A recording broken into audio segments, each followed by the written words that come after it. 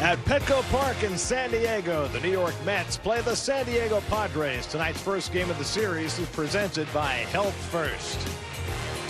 New York Mets baseball on SNY is brought to you by Toyota. The summer starts here at Toyota. Toyota, let's go places. By Citi, for each home run at Citi Field, Citi will donate $2,000 to No Kid Hungry. By Geico, switch today and see all the ways you could save. By Spectrum, switch and save with Spectrum Mobile. Nationwide 5G included. Restrictions apply. Visit SpectrumMobile.com. We figured we're in San Diego so rarely, we're going to show you sights. Point Loma. Isn't that beautiful? Look at the lighthouse. That's just gorgeous. Let's take you to Pacific Beach. Look at the waves. People relaxing. There's Mission Beach. A little more action there on the boardwalk. Then downtown, the harbor, beautiful setting, lots of ships. Nearby, Petco Park. Eric Hosmer off to a good start with the Padres. He almost became a Met this spring. And Manny Machado, who has been carrying the Padres on his shoulders. And a pleasant good evening, everybody, and welcome to San Diego. Gary Cohen, Keith Hernandez with you tonight as the Mets open a 3-game series against the San Diego Padres. The Padres are 12 games over 500. They've gotten great pitching this year. Their offense has not been very good, but they've got one guy who has been just superlative, and that has been their third baseman, Manny Machado. Well, without the services of their shortstop of Tatis Jr., who's been on the IL, and won't be back for another month. They needed Machado to have the year he's having.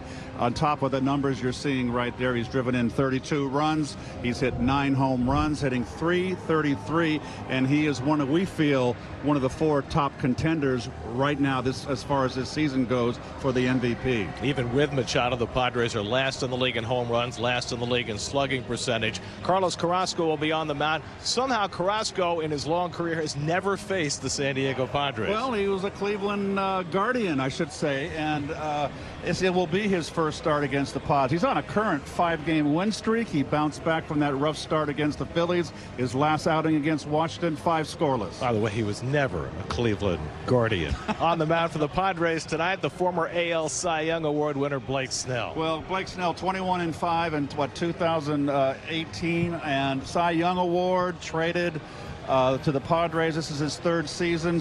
His first start, he pulled a groin, so this is only his 4th start of the year. He's coming off his best start, where he went 6 innings against the Cardinals, a no decision, gave up 2 runs. Those are some snappy Padre uniforms they're wearing against the Mets tonight. 1st to 3, all the action coming your way tonight right here on SNY. Coke Zero Sugar and Hero Champ. There is magic whenever they eat together. By New York Lottery, get out there and play. And by those who live like a pro, visit your local Tri-State GMC dealers. Celebrate Pride Night at Citi Field Friday, June 17th. The first 25,000 fans will receive a Pride-themed fanny pack from JustWorks. Visit Mets.com/tickets to purchase your tickets today. Your Home Depot getting it done. Highest batting average in the National League this year belongs to Paul Goldschmidt. Manny Machado sitting 2nd. Jeff McNeil in 4th.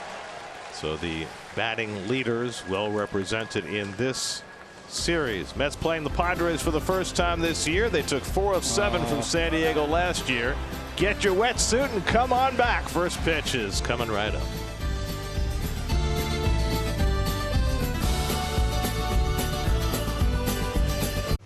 Starling Marte's former Pirate teammates saying hello. Marte's got friends all over the game.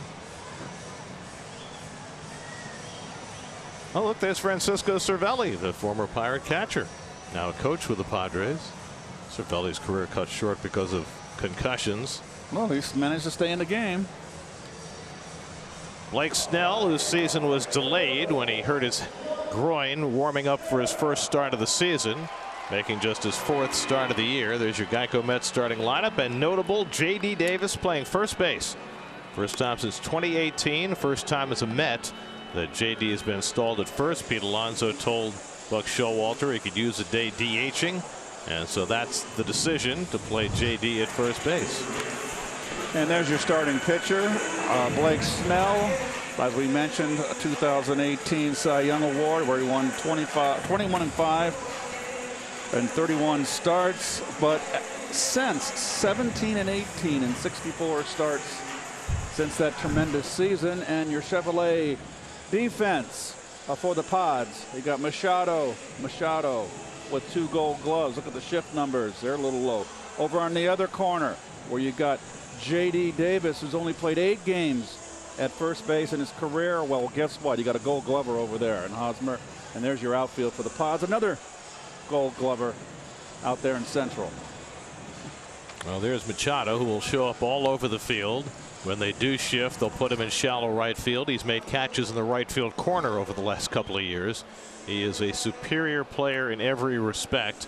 And I think he's only getting better. Bob Melvin, the new manager of the Padres, seems to have Machado playing at a much higher intensity clip than he ever has before. Yeah, come over from all those years with Oakland, and very similar to Buck Showalter. I think that they respect Bob, and he's done a good job getting their attention. 2 former Arizona Diamondback managers. Buck, who was the original Diamondback manager in 1998, and Melvin, who managed the Diamondbacks for 5 years from 05 to 09 before going to Oakland. Brandon Nimmo laid off. Nimmo in the lineup despite getting hit on the hand by a pitch yesterday. He's got a sore right wrist. Now he's got a sore hand, but he's still in the lineup. Snell's first pitch of the night is a fastball on the outside corner for a strike, and we're underway. Snell, over his career, is one of the toughest left-handers versus left-hander hitters on the interstate. 198 career versus left-hand hitters. He's only faced 9 left-handed batters through his first 3 starts. They're 2 for 9 against him. Snell now 29 years old. First round pick for the Rays back in 2011. Cy Young in 2018. Signed a big contract with Tampa Bay. Traded a year later. Now in his 3rd year with San Diego. And a foul back, and it's 1-2. This is a very, very, very fast infield and outfield. It's like a putting green, Keith. I mean, it looks like Augusta.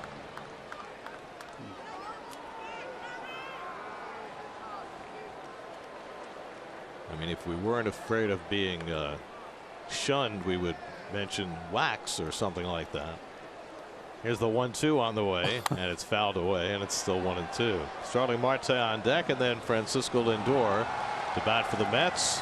We're now 18-11 on the road after splitting their 4-game series in Los Angeles, losing the first 2, winning the last 2 yesterday in dramatic fashion. I tell you what, they showed me something bouncing back, getting the final 2, salvage a split. Padres home from a road trip that took them to St. Louis and Milwaukee. Started poorly but finished well. And Nimmo fouls off another fastball. The Padres lost the first 4 games of that road trip, got swept in St. Louis, lost the first game to Milwaukee in walk-off fashion, but then they won the last 3, including an extra inning affair yesterday. Well, they're 20-11 on the road this year. They've only played 23 home games, 13-10 at home. Long opening at bat for Nimmo, and he goes after a changeup and just got a piece of it to keep the at bat alive. Notice that Brandon, since remember he got hit on the hand yesterday as well, that bad hand, didn't come out of the game. But since he hurt that wrist, I've sensed Brandon's been a little more inside outing and a little more defensive. But these kind of at bats, what we saw yesterday in Los Angeles, were making the pitcher work. Big choke up with 2 strikes, and Snell comes up and in, and that'll get your attention. Nimmo able to vacate on a 96-mile-an-hour fastball, 2-2.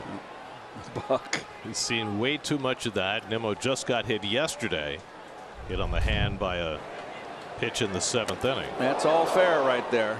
You know, you want to lean. He just threw him a low, big curveball that he stayed in on, so he's going to push him off the plate. That's, you know, hey, it's a tug of war, Gare. And a curveball hit past the mound. Ha-Sung Kim behind the bag throws out Nimmo for the first down. Kim's been filling in for Fernando Tatis Jr. who they hope to have back in another month. Tatis was out before the game, throwing, taking ground balls. Still can't swing a bat yet. He had a CAT scan today, and it should be hopefully soon that he'll be able to swing. There he is. I don't think I got to take his toys away. Got to can that motorcycle. Well, a superstar who's had a lot of trouble very early in his career staying on the field. And the Padres need badly for him to be able to play full seasons. They hope to get a half a season out of him this year. Here's Marte popping one up behind first base. Hosmer into foul ground, chasing it, and it'll go into the crowd. Not a lot of foul ball territory here. Well, this was Tatis earlier. He's been taking ground balls for a few days. Coming back from a wrist injury that he suffered on his motorcycle. He's not supposed to swing the bat yet, right? Not quite yet, although it could be close. He's in great shape. What an athlete.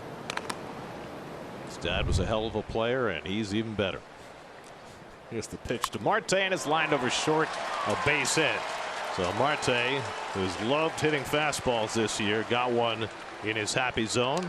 And he's aboard with one out. Up and in fastball. Marte's the one guy that's been struggling. Well, a lot of guys have been struggling against left-handers, this team collectively.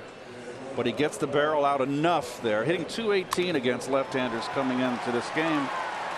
But, you know, he's been steady.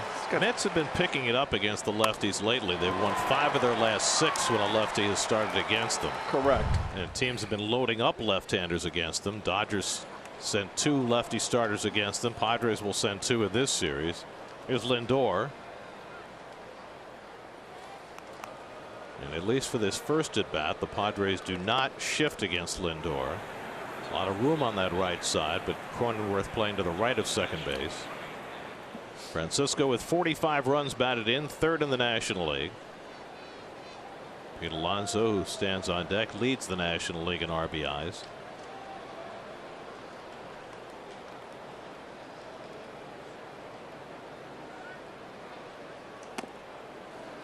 Padres have leaned on their starting pitching this year. They haven't hit much. They haven't scored a lot of runs, but they're 12 games over 500 because they get a quality start just about every day, and they've been able to go 7 deep into their rotation this year, much as the Mets have. They had an injury to Snell. They had the injury to Mike Clevenger. They're both back now. I'm sorry, Gary. Clevenger just had a start the other day. That went 3 innings. Had Tommy John surgery, came back, little triceps problems, so he's still getting his feet under him. So Nick Martinez filled in well. They brought up Mackenzie Gore, who has been fantastic. Young left-hander, off to a great start. Marte is running. The throw to second is not in time. And Marte's got his 8th stolen base of the year. Jorge Alfaro, who we've seen plenty of with the Phillies and the Marlins, has a great arm, but Marte got too big a jump. Well, Marte, watch him break once he breaks from the belt. He just took it, said, okay, I'm going. And they're not, and with Marte's speed, when he breaks from the belt, and you're not going to throw him out, not with a howitzer. Well, Snell has always been a left-hander that you can run on. A little slow to home plate. Marte got off to a slow start in the stolen base department, but he's been successful his last 4 attempts. So he's in scoring position with 1 out for Lindor. And the changeup off the plate, 2-1. Your Blue Moon bright spot. Alonso and Lindor bracketing Goldschmidt atop the National League in RBIs. And Lindor's come with a rush. 22 RBIs in his last 13 games.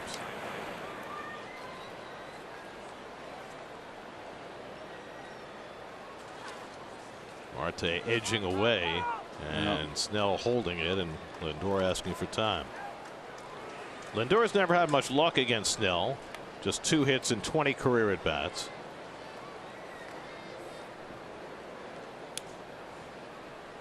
Snell, when he is on, he is awfully hard to hit. Lindor, .321 hitter with runners in scoring position.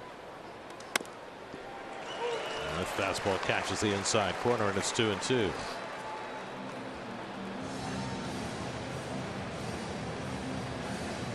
Pete Alonso waiting on deck, DHing tonight at his request. Might be the first time this year that Pete has asked for a DH day. Hey, we're into June. Doing a lot of running lately. And Marte dancing off second, attracting Snell's attention. Snell's being very mindful of Marte. The Mets as a team are hitting .291 with runners in scoring position. That is the top figure in the major leagues. And Marte still dancing. And Lindor takes a slider at his feet. And it's 3-2. So Marte, if nothing else, trying to disrupt Snell. Little slider, little back foot slider, fish not biting.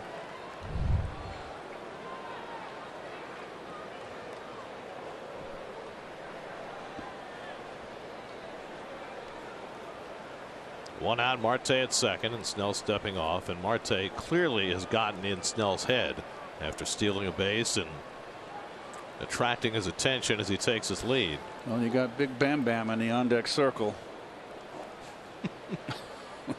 Bam, bam, bam.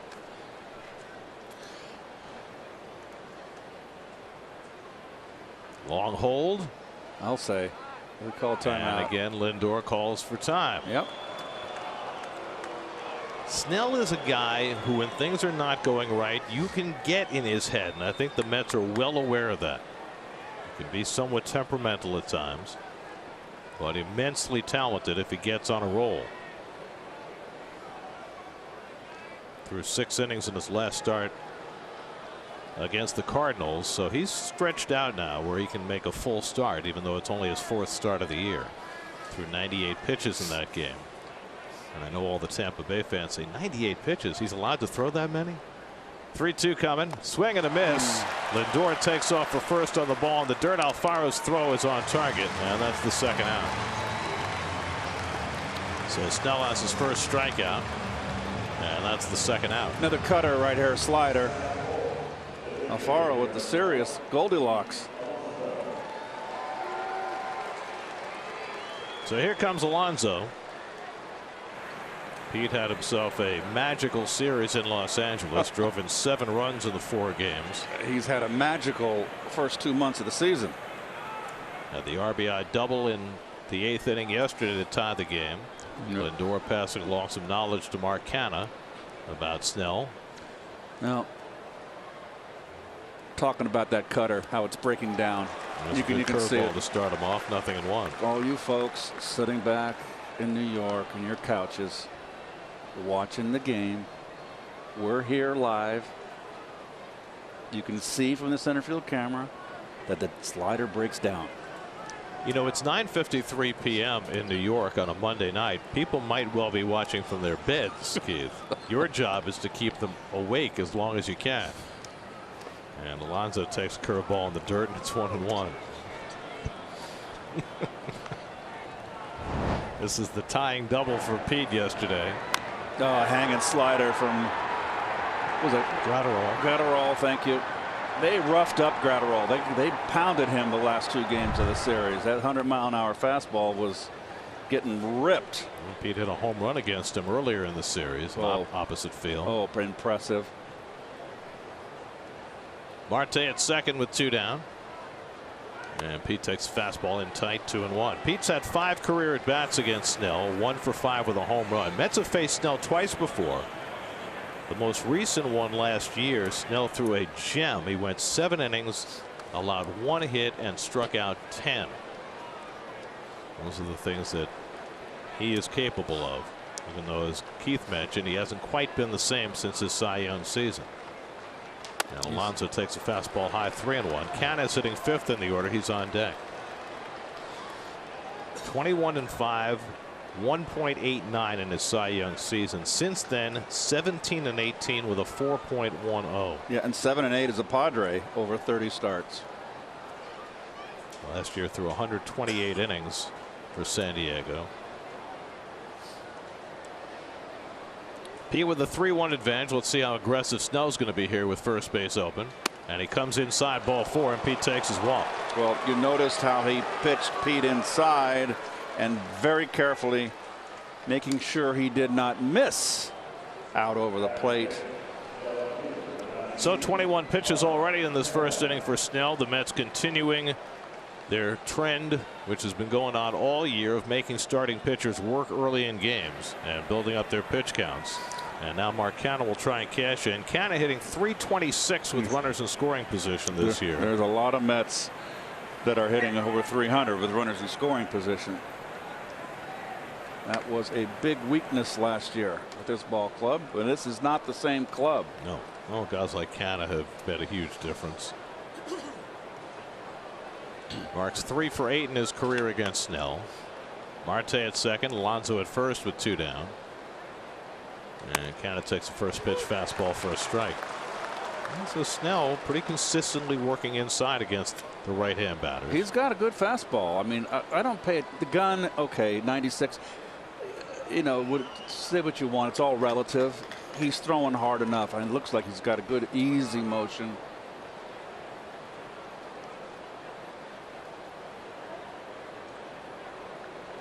Well, this is taking an eternity here. It's generally the case when Snell pitches. And by the way, Darvish is going tomorrow. You warned me. 0-2 to Canha. Darvish might be the slowest worker in baseball, and Snell might be close. Well, I haven't been here in 3 years, Gary, and it's great to be back in Southern California. Beautiful ballpark. I don't think you were here 3 years ago. You didn't do that series. Todd Zeile did. So it's been 4 years. Yeah, at least. Because last time we were here was 2019. It was Pete's rookie year, and he hit a big home run to beat the Padres. Oh, nice slider in the block. dirt. Good stop by Alfaro. 1-2. I have not been to Southern California. There's Alfaro right there. Nice block. He's very athletic. He's also very fast for a catcher. Can run well. For a big guy, for sure. Yep. I had to take the bus in L.A. to the Dodger Stadium because I forgot how to get in the ballpark and where to go. They have to re-educate you. Fortunately, you can walk to the ballpark here. It's very lovely, as it is every day in San Diego. They ever have, like, not nice days here? Can't even imagine. 25th pitch of the inning upcoming for Snell. And Canha takes it up and away. 2-2. I would think the only bad day you'd have here would be April 15th. You have to pay your taxes. But if you pay him early, then April 15th could be a joy. What if they owe you money? Then it could be even more joyous.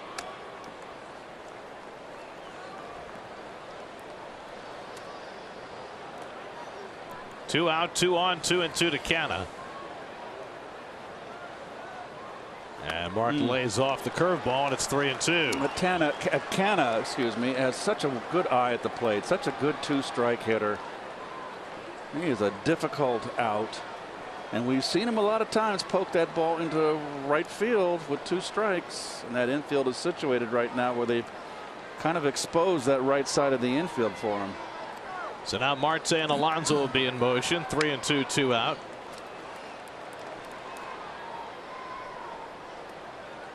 There they go. And Canha takes low ball 4, and the bases are loaded. So Snell with back-to-back 2-out walks of Alonso and Canha, and he was ahead of Canha 0-2. And now the bases are full for J.D. Davis, who had the game-winning hit yesterday in Los Angeles. 4-4 game in the 10th. Alonso the free runner at second, and J.D. came through. Off the big guy. That ball got by the left fielder. Pete coming in to score. J.D.'s bat is heating up. Over the last 10 games, J.D. is hitting .371, and Buck could have gone in a different direction today with Alonso DHing, but he wanted J.D.'s bat in the lineup, and that's why he's playing first base for the first time as a Met. And a check swing foul off to the right. He could have put Canha at first base and played Plummer in the outfield, but right now J.D. is so hot that he wants, especially against the lefty, his bat to play. Well, Buck recognizes talent, what I've seen so far, and you know, J.D. had to be very patient. He was kind of lost there for a while and not getting a lot of playing time. Now he is. Bases loaded, 2 down. And he swings and misses at a fastball. Now it's 0-2. And he always has trouble with the ball upstairs. If he can just learn to, if you don't like that pitch, lay off of it and look down in your zone. And I'm up here in my chair. I don't have to hit. It looks easy from that center field camera. I get it. Well, Snell was ahead on Canna 0-2 and lost him to a walk. Now he's 0-2 on Davis. And Snell about to throw his 30th pitch in this opening inning. Marte at third, Alonso at second, Canna at first. And JD fouls back the fastball at 97, the hardest one Snell's thrown in the inning. Did you see what Alfaro motioned with his glove after that pitch? He set a high target. Snell got it down below the waist where JD likes it. And before he threw the ball back, the new ball back to Snell, he motioned with his glove up.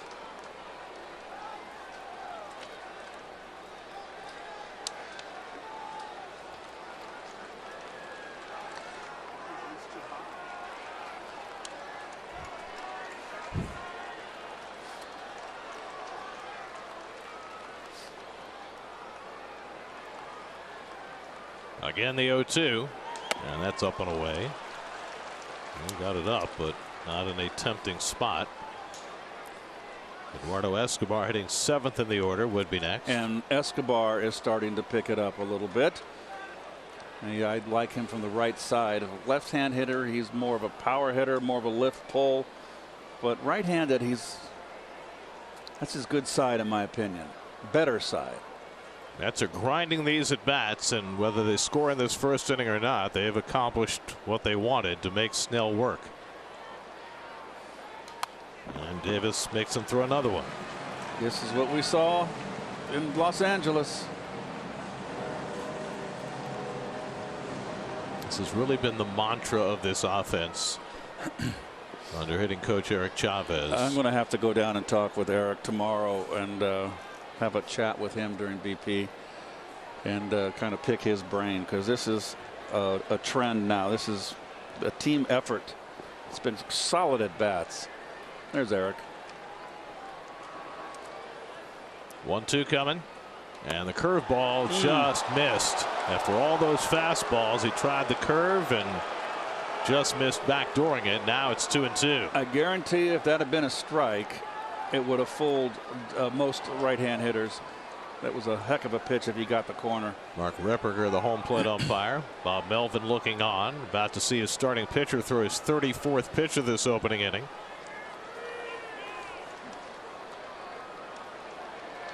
Seventh pitch of the at bat coming to Davis.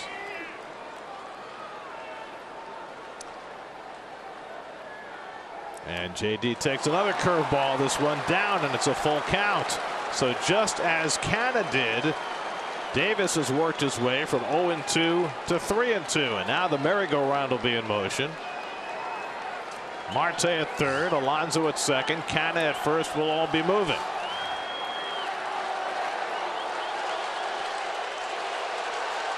Met fans in the building making noise.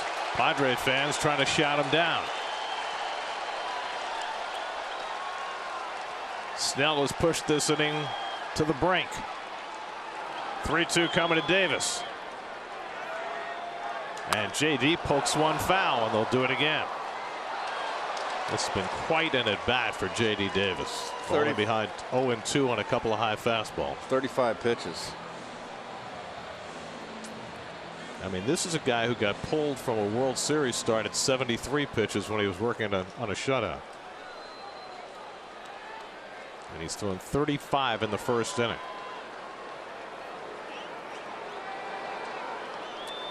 Ninth pitch coming to JD. Runners get set to go. And Davis takes it high, and that forces in the first run of the game. Monumental plate appearances by Canna and Davis. Both fell behind 0-2. Both were able to work out walks. 3 straight walks issued by Snell. The last one forcing in a run, and it's 1-0 New York.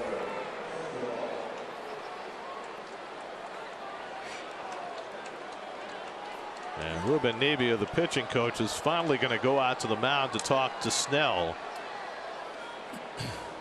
Mets had 2 out and a runner at second, but 3 straight walks to Alonso, Canna, and Davis. JD drives in a run, and it's 1-0, and Escobar will be coming up with the bases loaded. And Snell has already thrown 36 first-inning pitches. Mets have made a habit of this over the course of the season. The first ball fastball hitting right here. Puts a smile on Sherlock's face. Buck is always, don't think Buck is scowling or frowning. He is just very observant of everything that goes on on the field. So now Escobar, who's been a far better right-hand hitter than left, and now Snell's going to work out of the windup. And he throws a fastball by Escobar. He worked off the stretch that entire at bat to Davis with the bases loaded. So after the pitching coach comes out, he decides to use the windup against Escobar. Meanwhile, Carlos Carrasco cooling his heels, hoping the Mets can get him a few more runs. Escobar had a big sac fly in the game in LA yesterday. And that's up and in. The ball on a strike. A little frustration there from Snell. You see him smack his left thigh with his pitching hand.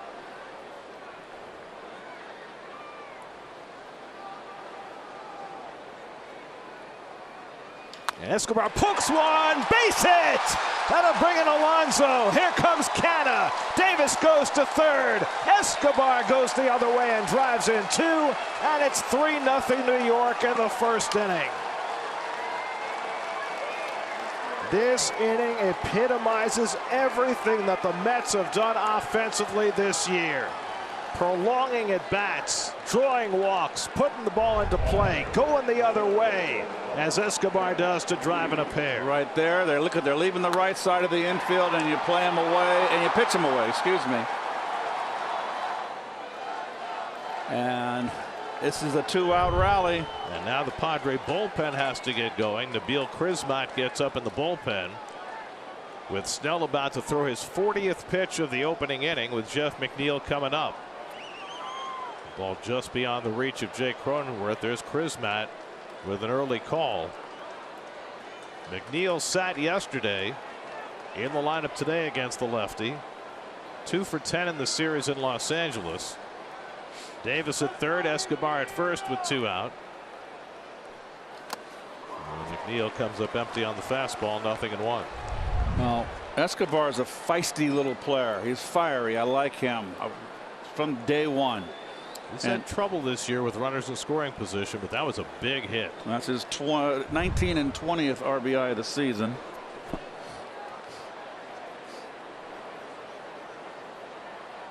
And McNeil is a little out of sorts right now at the plate. Goes down to the count 0-2 and a couple of fastballs. And you can see his frustration. He's getting a little bit too much of an uppercut right now. We've never seen Jeff swing and miss so much as he has on this road trip. Well, Snell's got another 0-2 count. And McNeil slices one foul. He got a hit on Canna 0-2, walked him. He got a hit on Davis 0-2, walked him to force in a run. And Snell just unable to put this inning to bed. Well, he's too much of a veteran pitcher to walk 3 batters in a row, Gary. He's always been a high walk guy. Last year, almost 5 walks per 9 innings. 0-2 coming. And McNeil hits a ground ball right at Kim. He'll go to first with it, and that finally retires the side. But it took Blake Snell 43 pitches to put down the Mets, and they post 3 runs. Escobar with a 2-run hit. Carrasco has an early lead. The other day, Steve Gelbs was talking to Chavez, asked him what makes a good at bat. I think right off the bat, people will think like a 4-for-4 day. Oh, it's a great day. But there could be 0-for-4 days that are good days as well, too. So how many pitches you see, having a plan, sticking to your plan, knowing what the pitcher's doing, knowing your strengths. There's just a lot, like I said.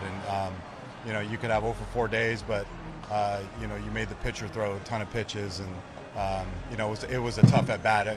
Coming into the season, talking with my assistant, Jeremy, my goal for the team was to have other teams go, man, we hate facing this lineup. It's a relentless lineup. It's deep, 1 through 9. They're going to give you good at bats.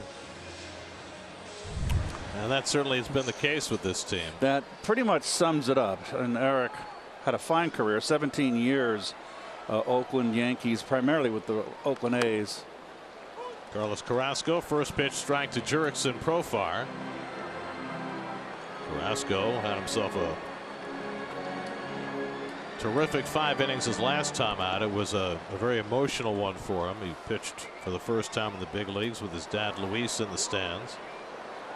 Got himself a 5-0 win against the Nats. He's been handed an early lead tonight, and he misses just off the plate to Profar. As we mentioned earlier, there's Profar and his numbers on a 5-game win streak. His last 6 starts, he's got 5 wins, 1 no decision. He's been solid. Profar, longtime utility man who came up at age 19 with Texas, has found a home for the Padres playing left field and in the leadoff spot. In 10 games as a leadoff hitter this year, Profar hitting .318. He's the only switch hitter in the San Diego order. And he's got some speed. There are the numbers on Carrasco. He walked 5 in that last outing after walking just 8 in his first 9 starts combined. He had that 1 inning where he kind of lost it, but he got out of it. Walked 3 in a row, which was the first time in his career he'd done that. I got to believe his father being in the audience had something to do with that.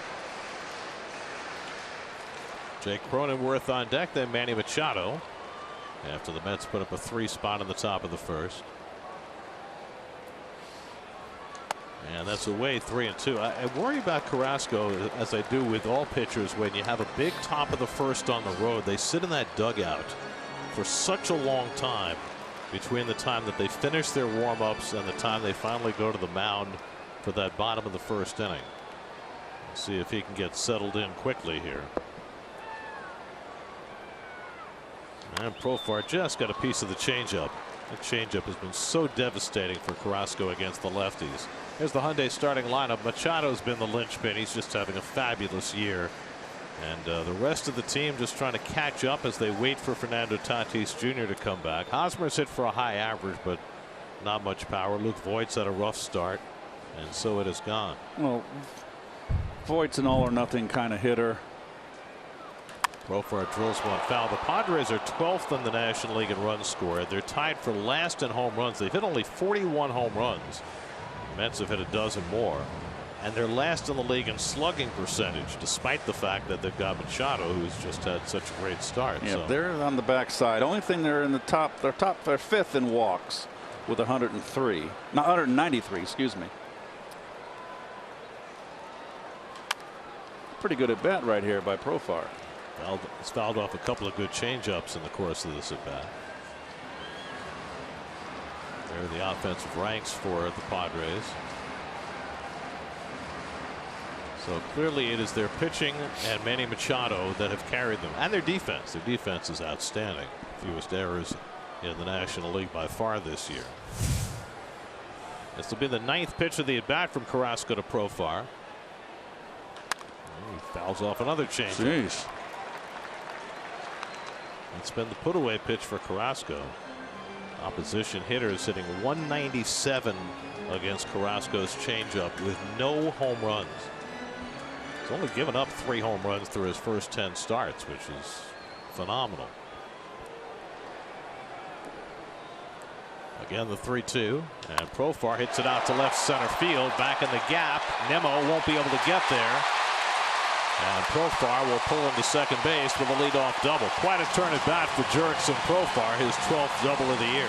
Well, I'll second that motion, Gare. He threw everything he had at him. He pulled a lot of balls foul, was pounded in, and then he came up and away, and he went with the pitch. That's just good hitting. Got the fastball up.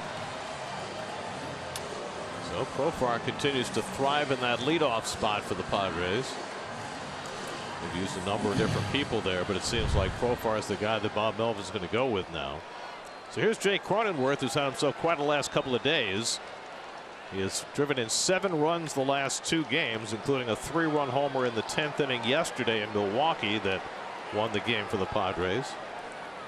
It has been a tough start for Cronenworth before these last couple of days. He's a big guy, isn't he? Jeez. Gigantic. Originally drafted by Tampa Bay. Made his big league debut with the Padres after a trade in 2020 and finished second in the Rookie of the Year balloting. Last year, 21 home runs, hit .266. Off to a slower start this year. And Carrasco misses with a changeup, 1-1.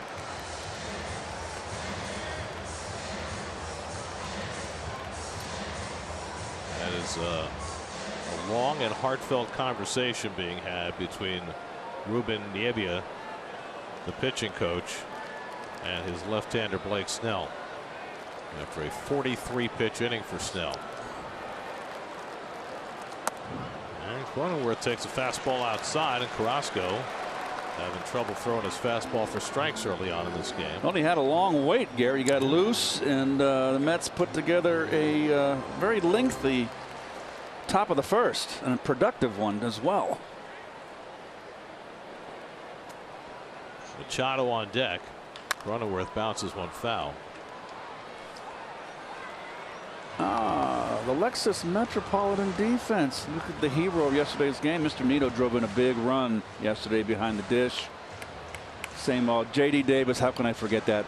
9th start as a major leaguer. Only 8 starts prior. There's your outfield right there. We should focus on JD. All 8 starts came with Houston in 2018. He's been working out there for a couple of weeks trying to get ready for this eventuality. And Cronenworth goes down on the changeup, and Carrasco's got the first out. Well, there's that changeup, almost a split finger as the bottom drops out. You can see right there. Starts out at the knees, and then it'll sink into the dirt. I think split change is the best way to describe it. Well, that's why he's getting that sinking action then. So here is Machado, who's just having himself a fabulous year. Signed a 10-year, $300 million contract. This is now the 4th year of that deal. 5-time All-Star, 4 times top 10 in the MVP balloting, and off to his best ever start.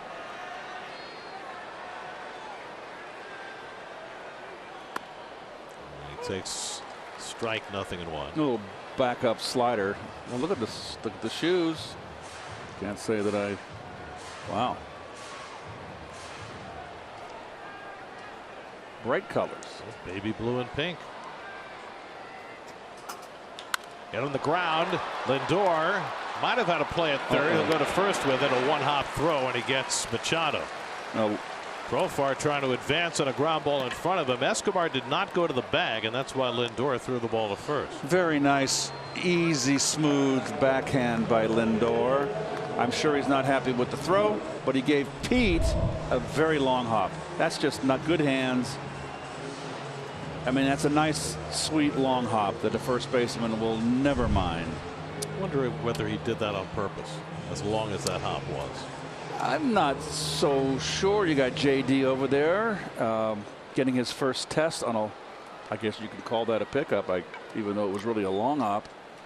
Well, if you're going to give JD a first test, that's the one to give him, not to give him, you know, the difficult hop. The in-between hop? No, you don't want to do that. Now Luke Voit, the DH. Voit, whose star rose and fell pretty fast with the Yankees, trying to get his footing in San Diego. Remember, he led the American League in home runs during the shortened season in 2020 at 22 home runs in a 60-game season. Yeah, he's a big, strong guy, bodied by Jake. He is just a monster. And he fell off last year, had 11 home runs in the full season. The Yankees let him go in a cash deal for a minor leaguer. Those are the 2020 home run leaders. Voit wound up leading the majors. But he's off to anything but that kind of start. Almost 60 games played this year, and he's hit 4. A lot of guys are down. Freddie Freeman only has 4 home runs. And Voit, this big barrel-chested guy. Three infielders on the left side against Voit. And he wouldn't chase the change, or did he? I did. Went up to the slider, and it's 2-2. It's Phil Cuzzy at first. And that pitch was 2 feet outside.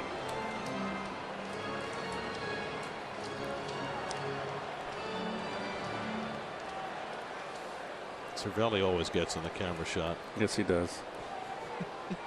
It's always had a lot of fun. 2-2 coming. Goes back to the slider and strikes him out. He got him to fish once. He figured the fish would be biting again. Voit strikes out, stranding Profar at third. 3-0 Mets after 1.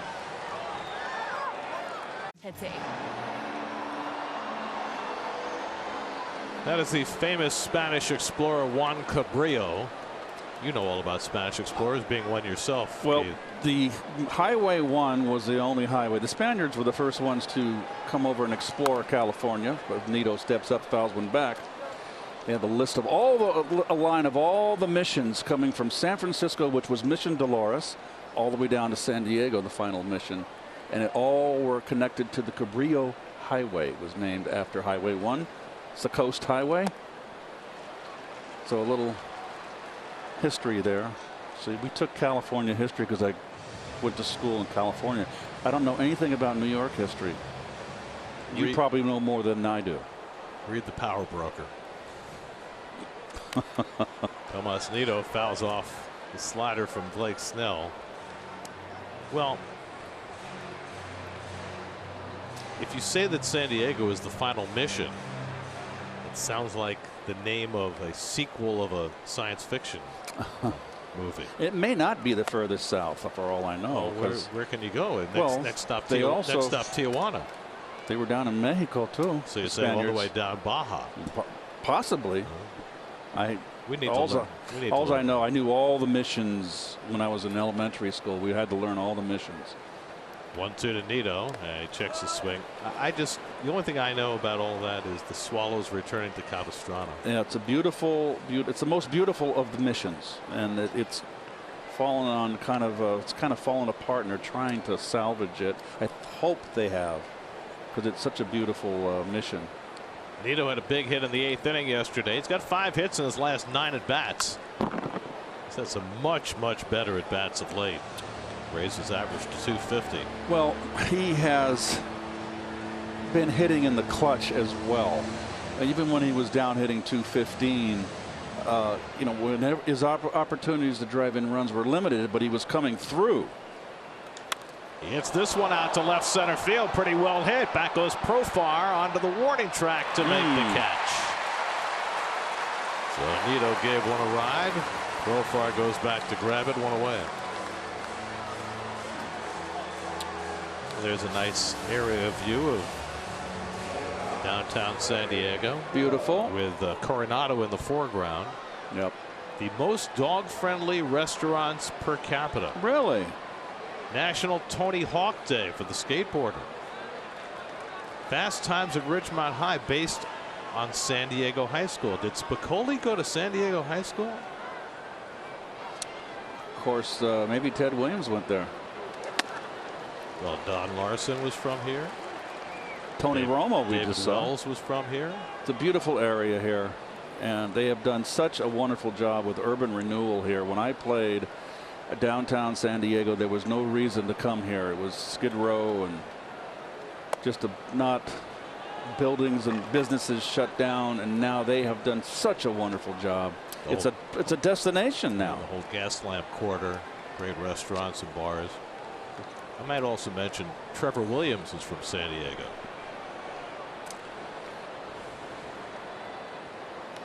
And Nimmo foul tips one. That's 1-2. Nimmo grounded out to short his first time up. Blake Snell, after 43 pitches in the first inning and a very long conversation with his pitching coach, had another long at bat with Nido to start the inning. 7 pitches in that at bat. 1-2 coming to Nimmo, and he takes a fastball on the outside corner. Strike 3 called. Second strikeout for Snell.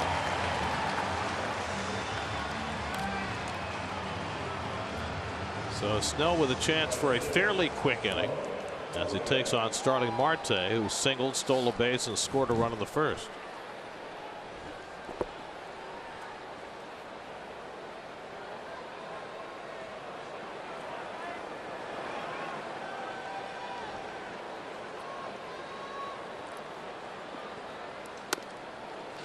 Sends that slider on the inside corner. 0-1.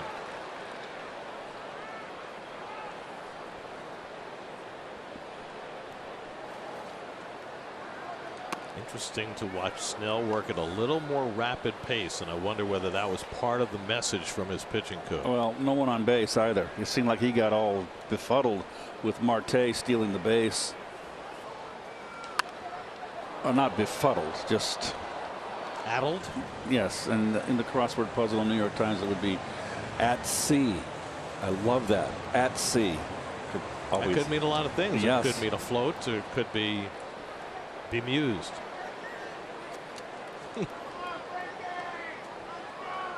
Lindor would be next. And Marte with a late swing foul. I will let you know that the New York Times, I believe they're going to use it on July 9th, my retirement date. They've reached out to Ellie at SNY, and they're going to do a Keith Hernandez New York Times crossword puzzle. A special one just for you? Yes, and I'm going to have to talk to them, and they're going to find out information about me. How about that? That is awesome. Is that terrific? I mean, it would be great enough just to have a clue with your name attached to it, but to have an entire puzzle put together for you, that's just beyond. Ellie just emailed me today. I just found out. I'm sure those numbers will be involved somewhere. What will 17 across and 37 across be? Can I just say, I would be greatly honored if I made it into your crossword puzzle. And Marte goes down on the slider, and that's strike 3. So Snell has a couple of strikeouts in the second, and it gets the Mets out 1-2-3. 3-0 Mets.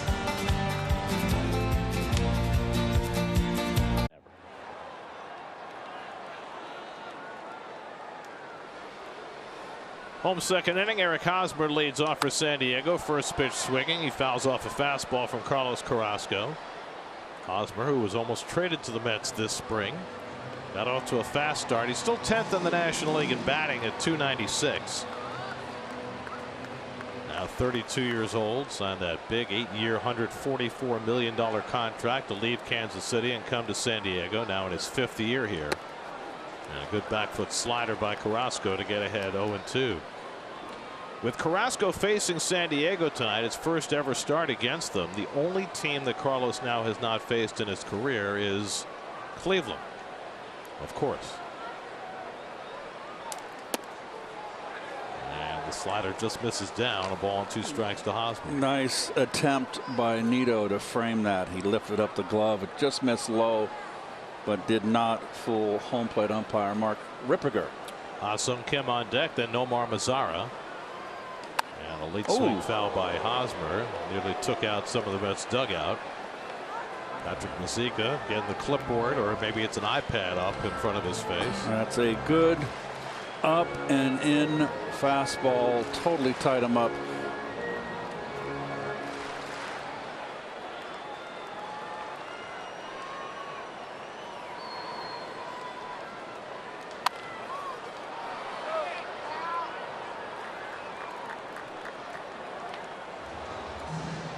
Your Spectrum Mobile high-speed pitch. Snell's topped out at 98 in the early going. Carrasco at 95. Carlos gave up a leadoff double to Profar in the first, was able to work around it. 1-2 on Hosmer starting the second. And the changeup off the plate.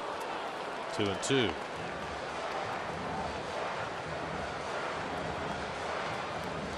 Hosmer's another big guy, but he's similar swinger as to Cody Bellinger. Big long swing, swinging from his shoelaces. The difference, though, is Hosmer, unlike Bellinger, hits a lot of ground balls. Right on cue. Get out and play this play ball weekend, June 10th through the 12th. Free events are being held in communities across the country.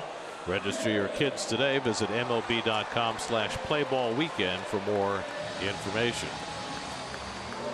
Hosmer's ground ball rate is 58.1%. That's the 4th highest of any hitter in the majors. It's hard to hit 300 if you're hitting ground balls all the time. especially when you're kind of a pull hitter and they can just throw a shift on you. Right. There's Ha-Sung Kim, who's played most of the shortstop with Fernando Tatis out. This is Kim's second big league season. He was a rookie last year coming over from South Korea and didn't hit much last year, and he hasn't hit much this year. 202 last season, 209 this year. Trying to think of the light hitting shortstops of my generation. Enzo Hernandez? Well, I mean, growing up. So Mark Belanger, Ray Euler, Dal Maxville. But they were all fine gloves. Johnny LeMaster. Well, Kim's a backup player who's getting a chance to play right now. Not sure what his role is going to be once Tatis comes back. They can play him at second and move Cronenworth over to first if Hosmer needs a day off.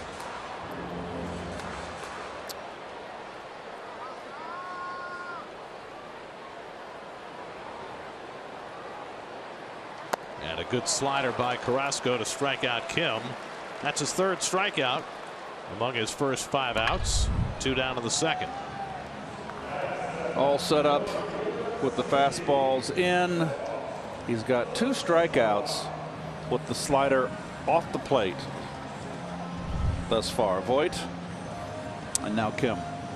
Now Nomar Mazara, who was just called up when Will Myers went on the injured list with a knee injury a couple of days ago. Mazara, the former Texas Ranger.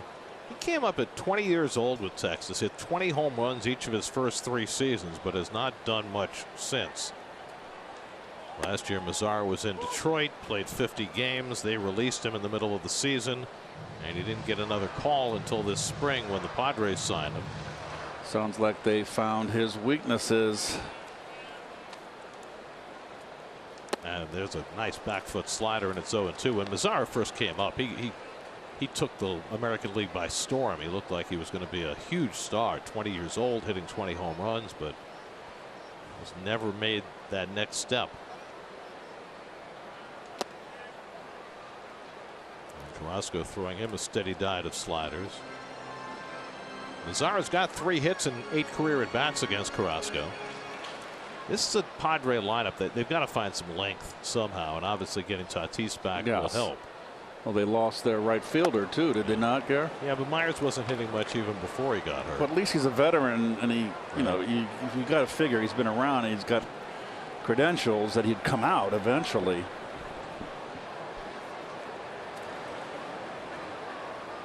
Two coming.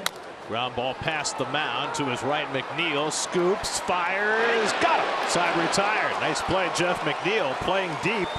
Had to come in and to his right and just had enough to get Mazara for the 3rd out. See if the Padres are going to challenge this call at first base. It's close, but they will not challenge. Got him. Nice. J.D. Davis with a nice stretch in his first game playing first base as a Met. And thus the Mets have a 3-0 entrance to the gas lamp district, the historic heart of San Diego. It has become such a gathering spot for everybody in this town. Francisco Lindor takes a strike from Blake Snell as we start the 3rd inning. Snell 60 pitches through the first 2. You notice that mile per hour, Gare? I didn't even, it was 92. And I could just tell, I didn't look at it. I could just tell that, whoa, that ball had nothing on it. So we'll see if he has expended a lot of too much energy here and lost a little bit of it. And this is with the changeup, and it's 2-1. Lindor struck out his first time up. Alonso and Canada follow. Mets got all 3 runs in the first inning when Snell walked 3 in a row and gave up a 2-run hit to Eduardo Escobar. Wound up expending 43 pitches in that first inning. That's lined the other way, and Lindor's got a base hit. Nice hitting.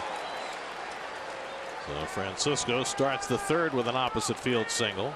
Now that is just, you don't see Francisco go to right field like that too often. That's going right with that pitch, and that's a bullet. He had been 2 for 21 against Snell before that base hit, and maybe that had something to do with it, trying for a little different game plan against this left-hander.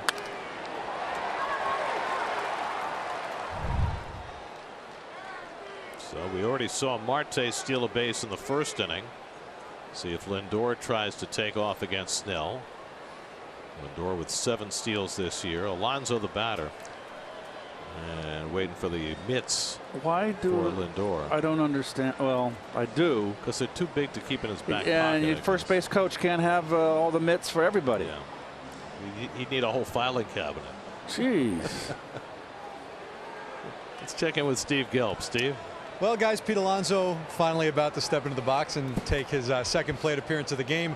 Walked in the first one, and you know we talk so much about the home runs and how he's been hitting for average, but he's been taking his walks as well. Just so many good at bats consistently throughout this season, and that's something that Eric Chavez, Jeremy Barnes from day one in spring training really harped on with Pete. They would show him charts of Freddie Freeman, Mike Trout, Bryce Harper, and say, if you can just get your on-base percentage up to the 380, 390 range, you're right there as a potential MVP candidate. And they've kept that going throughout this season, just harping on it with him.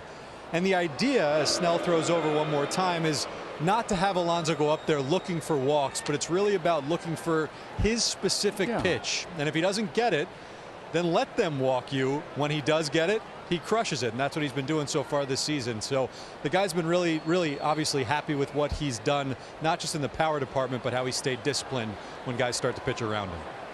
Well, he's got his on-base percentage up to 360, so that's a start. By the way, Steve, the guy in the headset in front of you, is he intentionally photobombing your report? You know what? He looked behind. I thought for a second that he was going to move out of the way, but he stayed there. So I would say yes. Apparently his name is Mike, and yes, he wants some TV time, which I get it. Well, he's wearing Padres colors, so I would assume that he just wants to present himself to the New York audience, looking for a little bigger following. Hey, down in front, man. Down in front.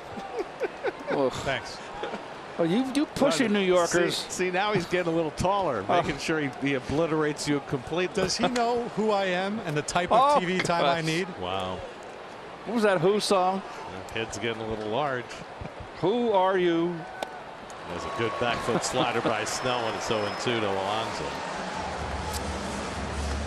Going to have to get to a better position or just get him kicked out, Steve. And that's basically all it comes down to. We'll see what happens with this next report, but I'm not going to be patient. One lunch with Kevin, and all of a sudden he thinks he's a star. I told you, Gary. You asked if I picked up any tips from him during that lunch. I said, no, I gave him a few pointers. That was obviously one of them. Learn how to throw your weight around.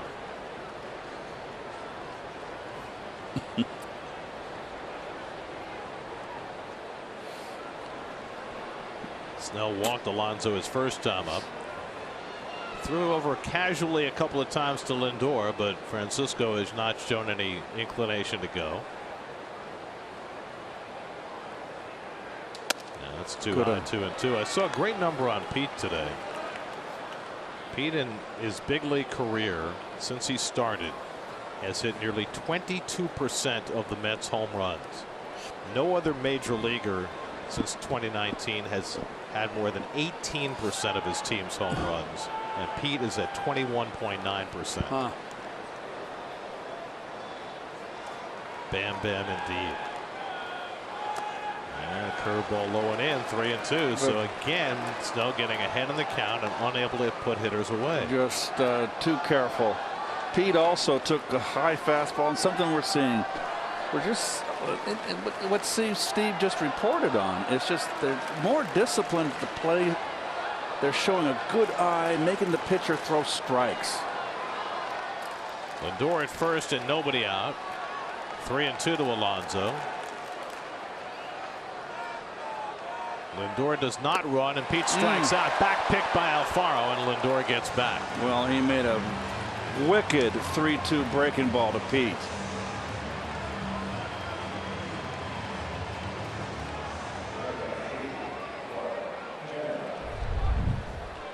Watch the down. That's just got under the bat. I don't think that was quite the location he wanted, but it worked for him. It got down and broke down enough to get under the bat, and was in enough. Well, 1 out and 1 on for Canha, who walked his first time up. 70 pitches now for Snell with 1 out in the third. 98 in his last start is his season high. And Canha goes after the first pitch fastball, 0-1. Canha's very unpredictable first pitch on every at bat. There's times in LA he took first pitch every at bat and then comes out here hacking on this first pitch. It's very unpredictable. Fell behind in the count 0-2 his first at bat and then drew a walk. Wound up scoring a run in that first inning.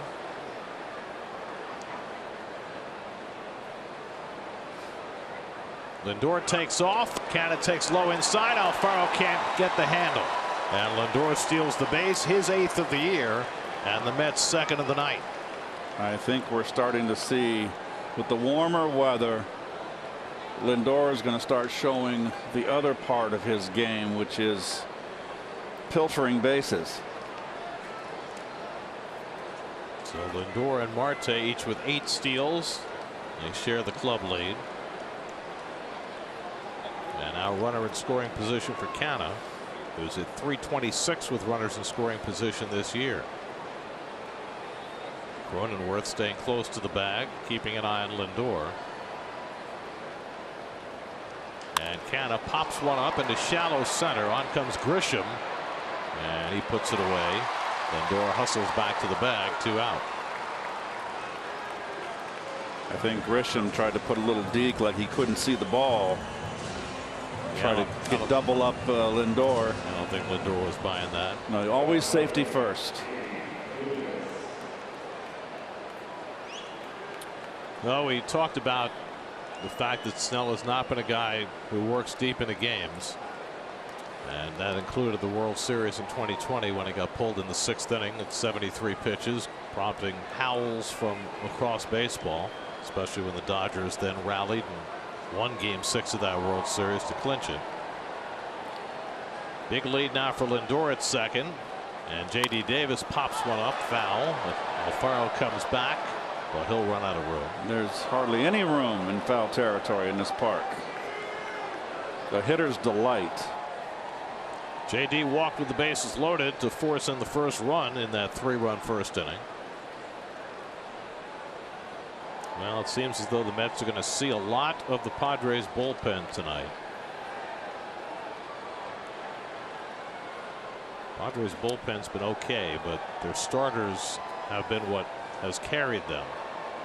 And Snell doesn't appear as though he's going to be long for this game.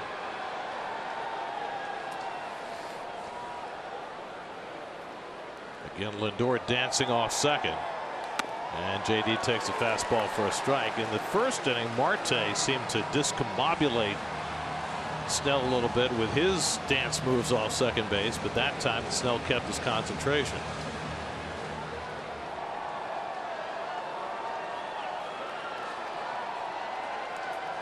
Well, J.D. was down in the count 0-2 his first at bat and worked out a walk. An RBI walk. And he slapped one to center field. Back goes Grisham to the warning track, and he runs it down. Well, Davis hit that ball hard, attacking a high fastball, which we don't often see him do. Came up a little shy as Grisham ran it down. 3-0 Mets in the third.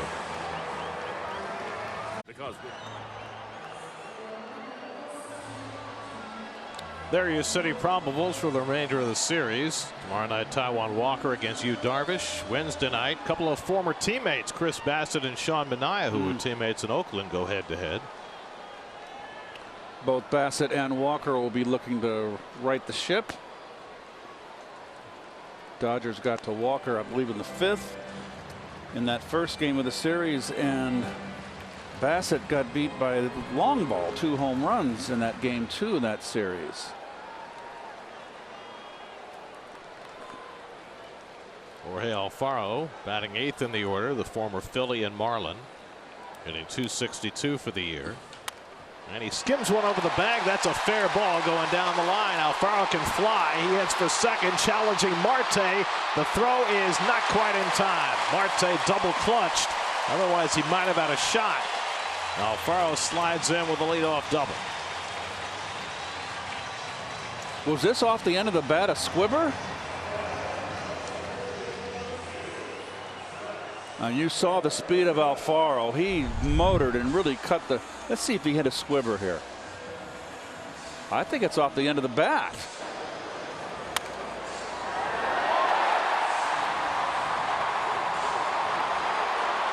Just couldn't find the handle. Marte. Good hustle by Alfaro. He can fly. We always talk about JT Realmuto being the fastest catcher in the game. Alfaro's not far behind him.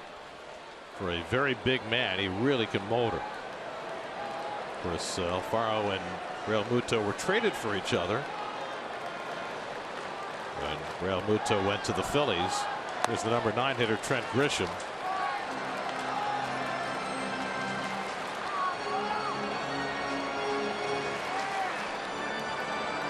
Trent Grisham hitting just 179. He had a much better year last year. Hit 242 with 15 home runs. Started out his career in Milwaukee and takes a changeup for a strike. Grisham famously as a rookie made an error in the wild card game against Washington that enabled the Nats to start their World Series run, and to his credit, he did not allow that to be a career defining play. Went out and won a Gold Glove for San Diego the next year. Swing and a miss at a changeup, and it's 1-2.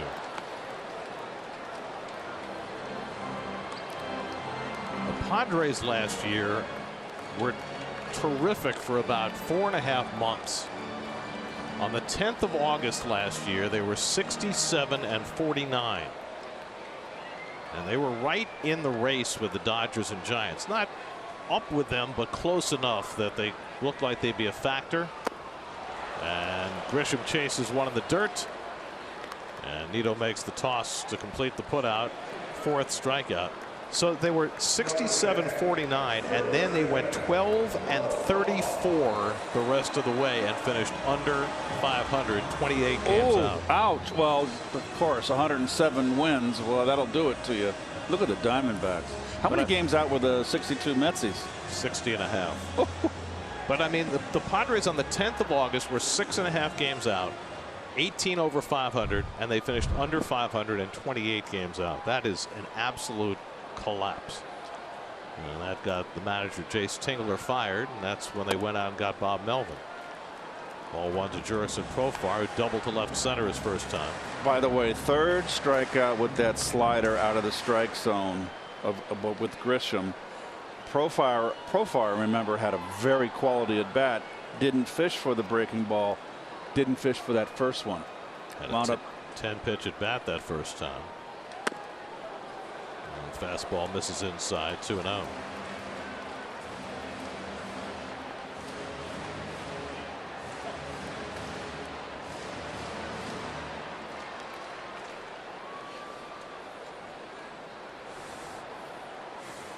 Three infielders on the right side against Profar. The changeup misses away, and it's 3-0. He's had some nice at bats here. Well, Snell looks like he's still in there. 76 pitches over 3 innings, so they'll want at least one more out of him. Got to get your electrolytes. And that's a strike. Profar was ready to go to first base, but Mark Ripperger calls him back. And they discuss it and come to a mutual understanding, which is to say Ripperger confirmed it was a strike. Jake Cronenworth waiting on deck. And Profar fouls off the slider, and it's 3-2. Carrasco walked 5 in his last start. That matched his career high. Hasn't walked anybody yet tonight. Well, the Padres failing to get that runner over to 3rd. Now require a base hit to drive him in.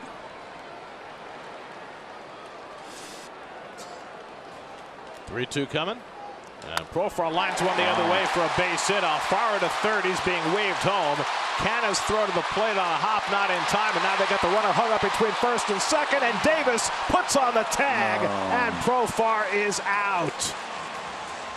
An RBI single for Jurickson Profar, but Tomas Nido coming out to get that ball and then trapping Profar off first base for the second out. Nice hitting here. Again, going to the opposite field, right with the pitch. And very aggressive, the third base coach.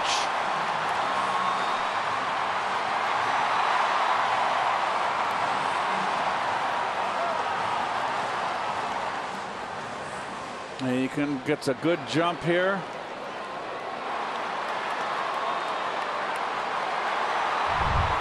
So 2 out and nobody on. I mean, I'm thinking about what Profar saw on that play. The ball did not hit the cutoff man. Right. So he thought he could get second, but Nido came up and shortened the distance, and I think that's what made the play. Well, with his speed, he should have been halfway to second base. I don't know what he was doing. By the way, the third base coach, I believe, is Matt Williams, former San Francisco Giant. No, I'm. Yes, it is. There's Matt. Yep. Looks good. Diamondbacks manager. Wasn't he having a great year with that 94? There's the catcher Nido right there, alertly coming and getting it. A good tag by Davis. So all in all, it's not good base running by Profar. Yeah, Matt Williams was having a awesome, was a home run year, if I recall. 90, yep. 94 in the strike year. He was out this year with some hip surgery, and Mike Schultz, former Cardinal manager, filled in for him as the third base coach. Cronenworth takes just outside 3-1. Well, you don't want to walk Cronenworth. You got Machado standing on deck. Cronenworth struck out his first time up.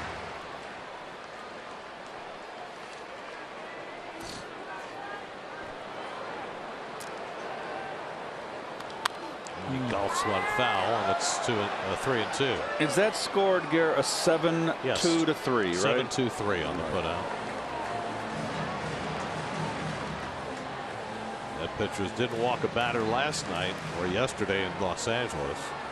Last time they issued a walk, Drew Smith, in the 8th inning on Saturday. 2 out and nobody on. 3-2 to Cronenworth. And he got him swinging. Good changeup by Carrasco to retire the side. That's his 5th strikeout. Padres cash a run on Profar's RBI hit. Another good California sunset. We're special.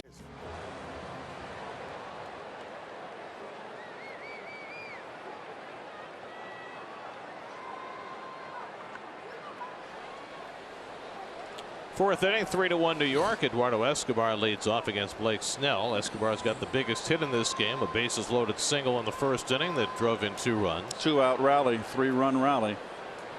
Escobar slams one into left center. That ball's going to go all the way back to the wall.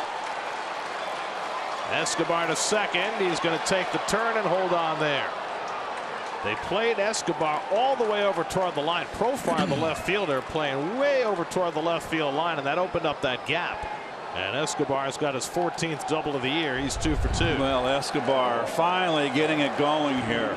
Been a tough first 8 weeks for him, and now he's starting to get it going.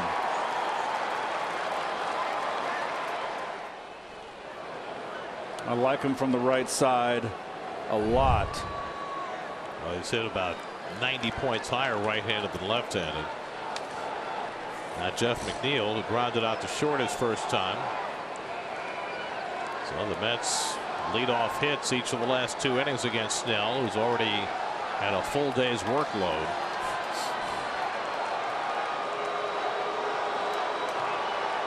And McNeil takes a knee-high fastball for a strike. Buck always teaching, communicating with his players.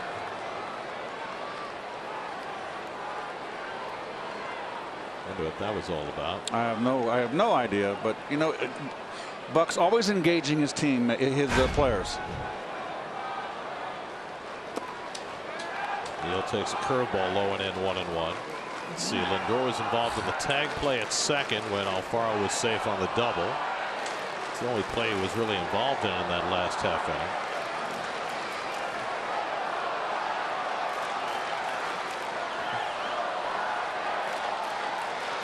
McNeil at the plate, Nito on deck. Jeff has been struggling against left-handers this year. When you're struggling, you just got to shorten up. It's the big, get that runner over minimum.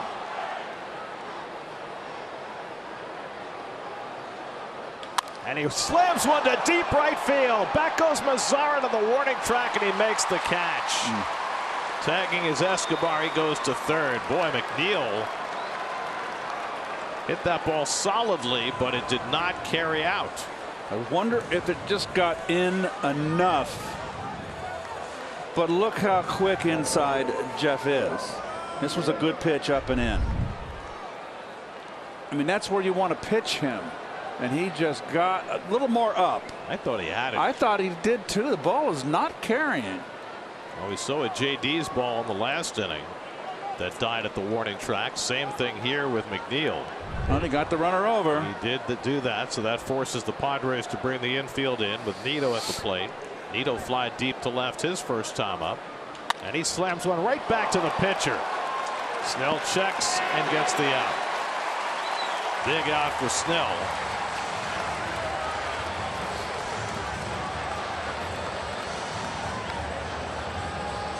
So 2 out. Escobar still at third, and Nimmo will be charged with trying to get him in.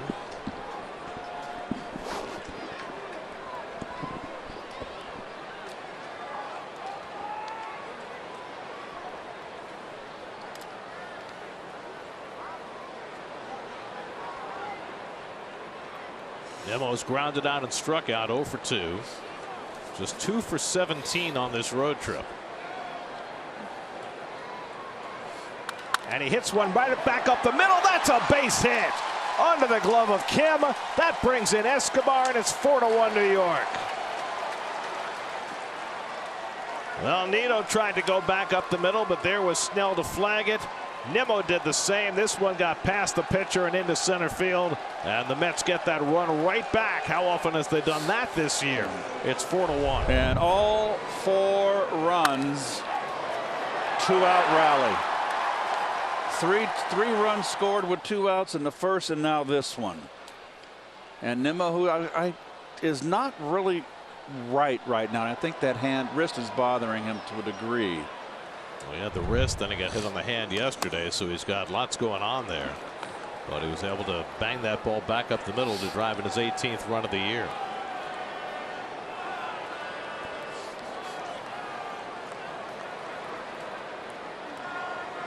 Marte had a base hit, stole a base, and scored a run in the first. Struck out in the second, 1 for 2. And he takes a fastball low and away, 2-0. No, Escobar's fiery. I love him. He's having himself a good day. Kind of fond of that guy too, Gary. This team has been so much fun to watch. 1 through 26. Saw it yesterday. All the contributions. Think about how the Mets won the game yesterday. Steven Nagosic and Adonis Medina.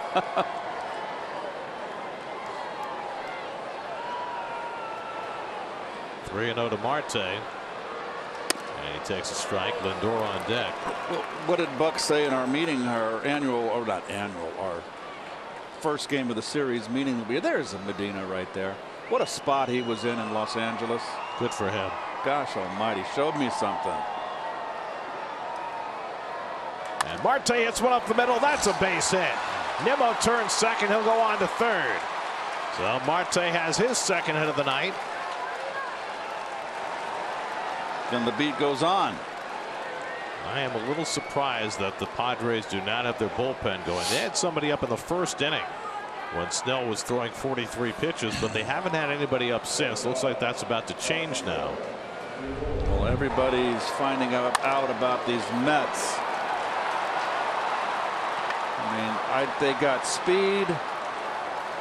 I love the first and third. I think I would want to have a right-hander ready for Alonso if Lindor keeps the inning going, and then they get a right-hander up. But it's not going to be ready in time. They're going to stall now, Gary. Yep. Pitching coach Ruben Niebia will go to the mound and buy some time for the bullpen. Steven Wilson is the man who began to throw. Snell up to 87 pitches now. This inning began with an Escobar double. McNeil hit one of the warning track to move him over. Nito couldn't get the run in, but Nimmo did, and then Marte keeping it going with a base hit. 6 hits now for the Mets against Snell, who has been anything but a mystery tonight for New York. And now Lindor, who had a base hit his last time up, will get another chance with runners at first and third. And plate umpire Mark Rippiger breaks up the meeting, but that certainly enabled Wilson to get another half dozen throws, so he should be ready if Lindor keeps the inning going to come in and face Alonso. Struck out Lindor the first inning on a back foot slider in the dirt. Lindor comes back with a bullet to right field on a fastball away. Let's see how he attacks Francisco. And a curveball to start him off, and he bounces it foul. That hit for Lindor was just his third in 22 career at bats against Snell. And there's Wilson, the right-hander, getting ready. Nimmo at third, Marte at first with 2 down. And Lindor grounds one on 2 hops to Kim. He gets the force to end the inning, but the Mets tack on a run on Nimmo's RBI hit. 4-1 New York in the 4th. It's a great statue of Trevor Hoffman outside of Petco Park. Hall of Famer, all-time saves leader. He with a great changeup, Trevor Hoffman.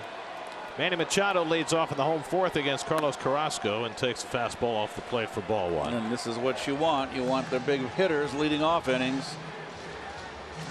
Carrasco got Machado on a grounder to short his first time up. Mets put the full shift on against him. 3 on the left side. And Machado pops one up. See if it's playable for Nito, approaching the on-deck circle, and he makes the basket catch as he steps around all the paraphernalia in the on-deck circle. Well, we were just talking about that, Gary, the other day on this road trip. I mean, you got all sorts of stuff there, the pine tar rag and the spray bottle with the sticky stuff and the donut. And he was able to make sure that he didn't step on it and made like Willie Mays catching the ball. That's pretty clean right there. There's no lead bat or anything hanging in there. Well, compared to the crowded nature of the on-deck circle at Citi Field the day Ronnie was down there. Late swing by Luke Voigt on a fastball, 0-1. Voigt struck out his first time up. So Carrasco able to hold Machado in check his first 2 at bats, and we put up the graphic during the opening today, and I think it would probably be worth using that graphic again to show just how much Machado has had to carry in the Padres lineup this year. I mean, Machado, look at that, 959 OPS, the rest of the team 632.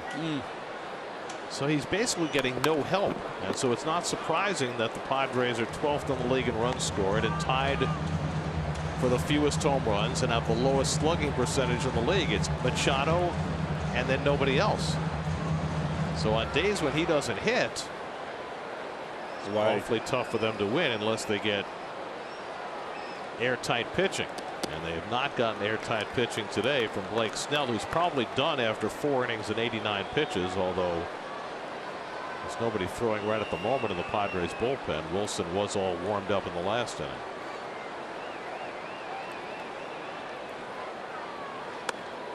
Voigt takes it inside, 2-2. Snell on Alfaro, his catcher, talking things over, and maybe he still is in the game. Maybe he still is. Try and squeeze one more inning out of him.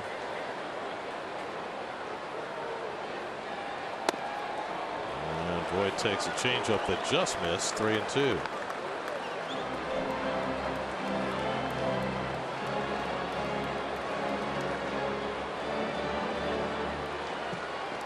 Hosmer waiting on deck. And Voit goes down swinging on the high fastball. And that's 6 strikeouts for Carrasco. Second time he's gotten Voit, who is not happy with himself. Hopefully he didn't hear that too loudly. Oh. Big uppercut. And they're just keeping the ball away from him, way off the plate. He kind of steps a little bit in the bucket. He has a hard time covering that outside corner, and when you swing up like that, you have a hard time catching up with a high fastball. Maybe we'll look at him the next time he comes up, Keith, as Hosmer hits another ground ball, this time a chopper to McNeil, because Voigt's got the weirdest motion he makes with his leg as the pitch is coming to the plate.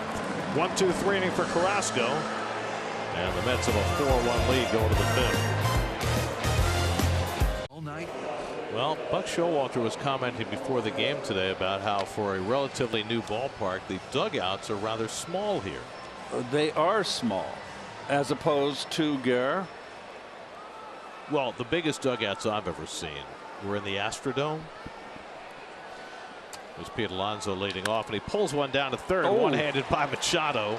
Oh, and bad throw, and it can't be handled by Hosmer, and Alonso is safe. That is just a bad error. Well, Machado handled the one hopper with aplomb, and then casually made the throw, and he made a bad one. That's an error on Machado. I think that he got caught patting himself on the back, making a tough play here. A bullet, look easy. And then just kind of lolly-dotted over there, and that is inexcusable. Well, they sent Blake Snell out for the 5th inning, hoping to squeeze some more outs out of him, but that does not help when your best player makes a nonchalant bad play like that.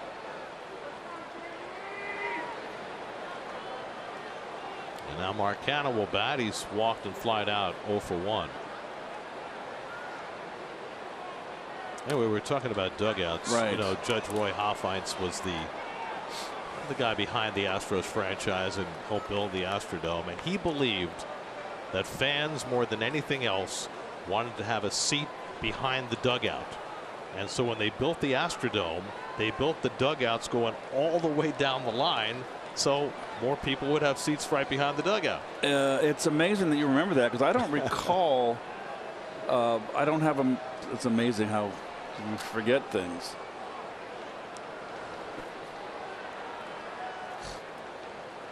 And it takes a fastball away. Maybe our guys at some point could find a picture of the dugouts in the Astrodome, because I mean they just went on forever.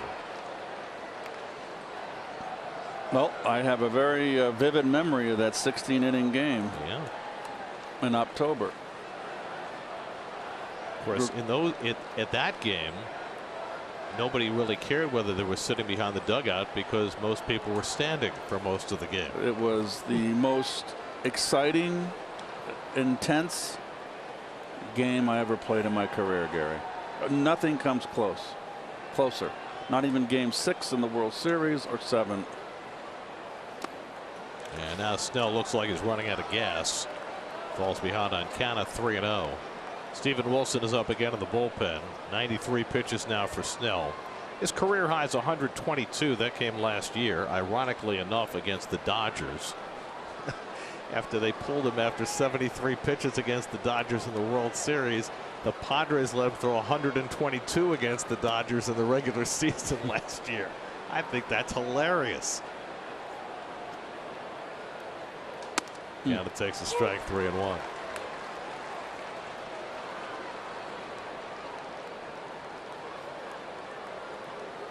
I think in the bio for Kevin Cash, long after his career is over, the first line is going to be Kevin Cash, who pulled Blake Snell after 73 pitches in the 6th inning of the World Series. Pulled over the bag. That's a fair ball for Canha. It caroms off the stands. Alonso will go to third. Canha heads for second. The throw dribbles in. Canha dives for the bag, and he makes it safely. I don't know what happened on that throw. but it took about 17 hops to get to second base, and that enabled Canna to arrive safely. So the Padres, arguably the best fielding team in the league, making a couple of big defensive mistakes in this inning. Really good base running. Almost hit the ball boy or ball person, whatever, over there. But it must not have had a good grip. Canna is uncanny with his base running here. Watch this. He has to anticipate a good throw. Watch him sneak, and he sees the bad throw. Boom. Nicely done. That's amazing. Snell is done. And Profar's throw just a terrible one, and that enables Canna to get in with just his third double of the year. The Mets already up 4-1, second and third, and nobody out. Snell out, Steven Wilson coming in. Pitching change for the Padres. Call to the bullpen brought to you by Nissan. We'll be right back to San Diego. Didn't say it was. Watch SNY anytime with the new app. Stream Mets games, live shows, and access original content on any device with an in-market TV provider subscription. Download the SNY app now. Rookie right-hander Steven Wilson on to face J.D. Davis with second and third and nobody out. The infield comes halfway in for the Padres. Blake Snell out after 4 innings plus 95 pitches. 4 runs, 7 hits, 3 walks, 4 strikeouts, and responsible for 2 more. Alonso at third, Canna at second, as the Mets look to add to their 4-1 lead. Big chance to blow the drawers off this game. And a fastball up and in at 97 miles an hour. The Mets have just been offensively relentless. Wilson originally drafted by the Phillies and then by the Padres. Came out of Santa Clara University. His rookie season. And the slider, and JD went around 1-1. Most prominent pitcher from Santa Clara University. Remember Nelson Briles?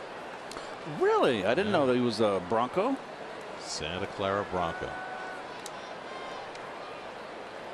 Frustrating night for Blake Snell, going back to walking 3 in a row in the first inning. Didn't get much help from Machado in this inning. And Davis flies one to center, not all that deep. Alonso tagging. Grisham makes the catch, and Pete's going to try it. The throw by Grisham offline, cut off by Hosmer, and they'll tag out Canna for the double play. But the run scores on the sacrifice fly by Davis, and the Mets lead at 5-1. I know what Canna is thinking there, that Pete is the lead runner. The throw's offline. Did he not think that was going to get cut off?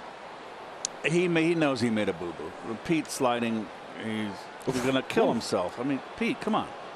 Be careful. Be careful. So a sac fly for Davis, his second RBI of the night. And the Mets lead 5-1. 2 out and nobody on for Escobar, and he skies one a mile high into shallow right center. Kim goes out to call, staggers, and makes the catch to retire the side. But Mets get an unearned run and lead 5-1 halfway through. Plant. We go to the bottom of the 5th inning. Carlos Carrasco now with a 5-1 lead. Ha-Sung Kim leads off for the Padres. Kim struck out his first time up. And he pops up the first pitch he sees, and Alonso right near the bag. Davis right near the bag makes the catch. so used to seeing Pete playing at first base, but Davis has handled it just fine tonight in his first start there. Well, here's the cutoff throw here. Look at your right, Escobar coming into this. He is doing the proper thing. The throw's tailing. Look at the cutoff. If Hosmer comes home, he might have a shot. So Escobar's doing the right thing, telling Pete to slide. Now, I will say this. Tom Haller, the old catcher for the San Francisco Giants, one time when I was very young, I slid headfirst into home plate. And I went out to first base, Gary, after the inning, and he was the first base coach. It was at Candlestick Park, and he told me, He said, young man, don't ever slide head first at home plate. Catcher's got all that gear. Well, Alonso's getting some treatment on his hand, it looks like, from Brian Baca, the assistant athletic trainer. So slide feet first.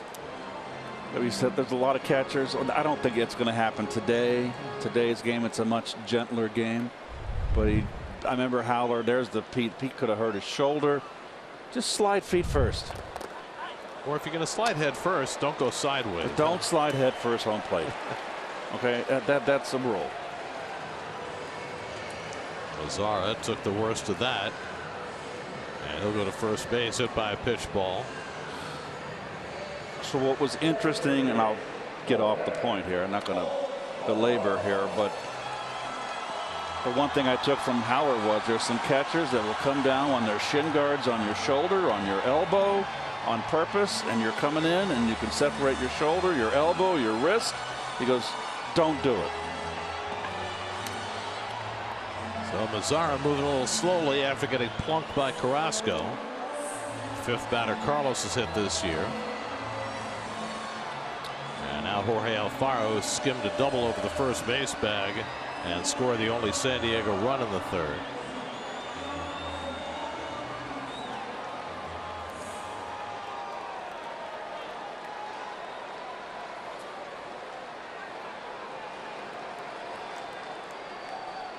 Brought back a little flashback, though. Hosmer cutting that ball off, thinking about throwing the ball home. That's grounded past the mound, but right there's McNeil with the step and the throw off the bag. Davis can't make the tag, and Alfaro's safe at first. Nice effort by JD coming off the bag on a little bit of a wide throw by McNeil. They get the force play, 4 unassisted on Mazara. Alfaro's safe at first. I'll say one thing for Mr. McNeil, and I can say a lot of things that are glowing, is he did miss him. He hasn't been hitting on this road trip, and I've seen McNeil when he hasn't hit, and he's in the past where he doesn't control himself and shows a lot of emotion, but he never takes his hitting out onto the field. He's always plays defense. His defense has been terrific this year. There's Trent Grisham with 2 out and a runner at first. So anyway, I was having a flashback. Hosmer getting ready to throw the ball to the plate with a big guy coming home. Remember when the shoe was on the other foot? Hosmer coming home. Oh, yes. When Duda threw the ball wildly in the 9th inning. Remember. Game 5. I feel like Maurice Chevalier. I remember it well. Ah, yes. That's line down the line, a foul ball. 1-1. Nice play by the ball boy down there on the carom. Ball girl. Okay. I get a little shaky, Gary. We are in San Diego. It's Chinatown, Jake.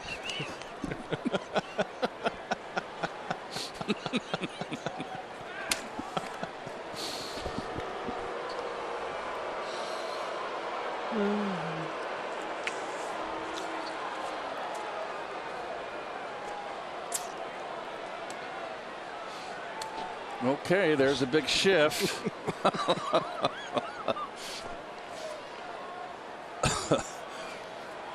Grisham struck out his first time up, and he goes after the changeup and misses, and it's 1-2. And Grisham's having a really rough year.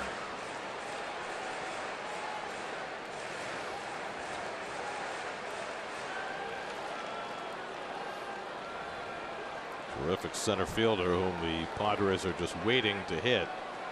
They gave a couple of pretty good players for Grisham. They gave up Eric Lauer and Luis Arias to Milwaukee. And it's taken high, and it's 2-2. Well, Carrasco's twirling the gem here. What would Ed Lynch say? Towing the slab and twirling a gem.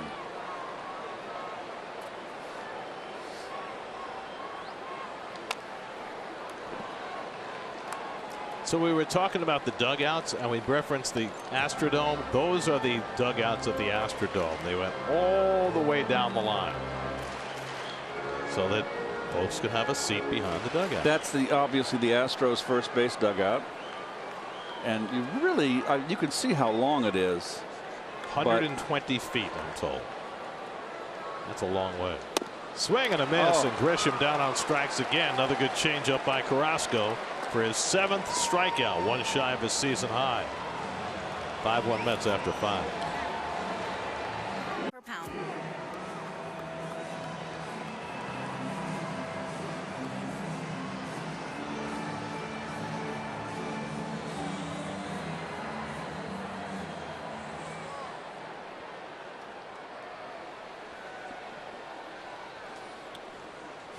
In danger of their 12th straight loss, the Mets should see Syndergaard in the last game of the series in Anaheim on Sunday night. That's the way it looks like it lines up right now.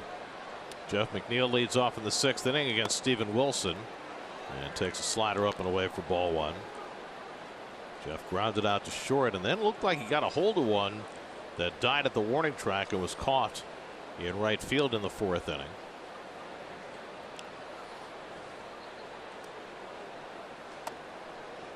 Wilson misses up and in. 2-0. Tomas Nido on deck, and then Brandon Nimmo for the Mets in the 6th. Mets got 3 in the 1st as Blake Snell walked 3 in a row, 1 to force in a run. Escobar drove in a pair. Mets tacking on single runs in the 4th and 5th, driven in by Nimmo and Davis. And now McNeil slams one up the middle, and he's got a base hit to start the 6th. The 4th straight inning that the Mets have gotten the leadoff man on. Doing this without the long ball.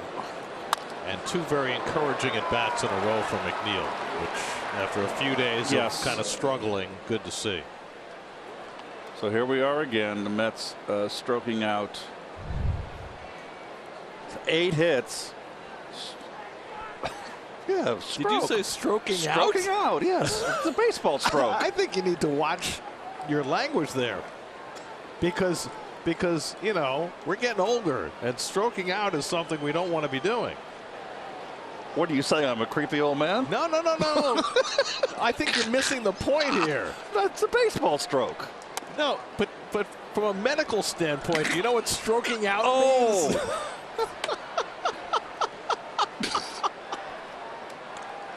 You know, my mind goes places where you don't want to say bleeding out, and you don't want to say stroking out.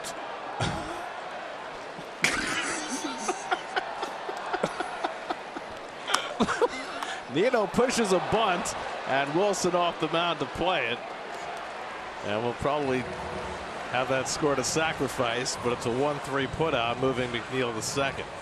Certainly it was Nito's intent to try to bunt for a hit, but couldn't push it far enough past the pitcher. And they say no sacrifice. Really? Scores are being much tougher on that this year, I've noticed.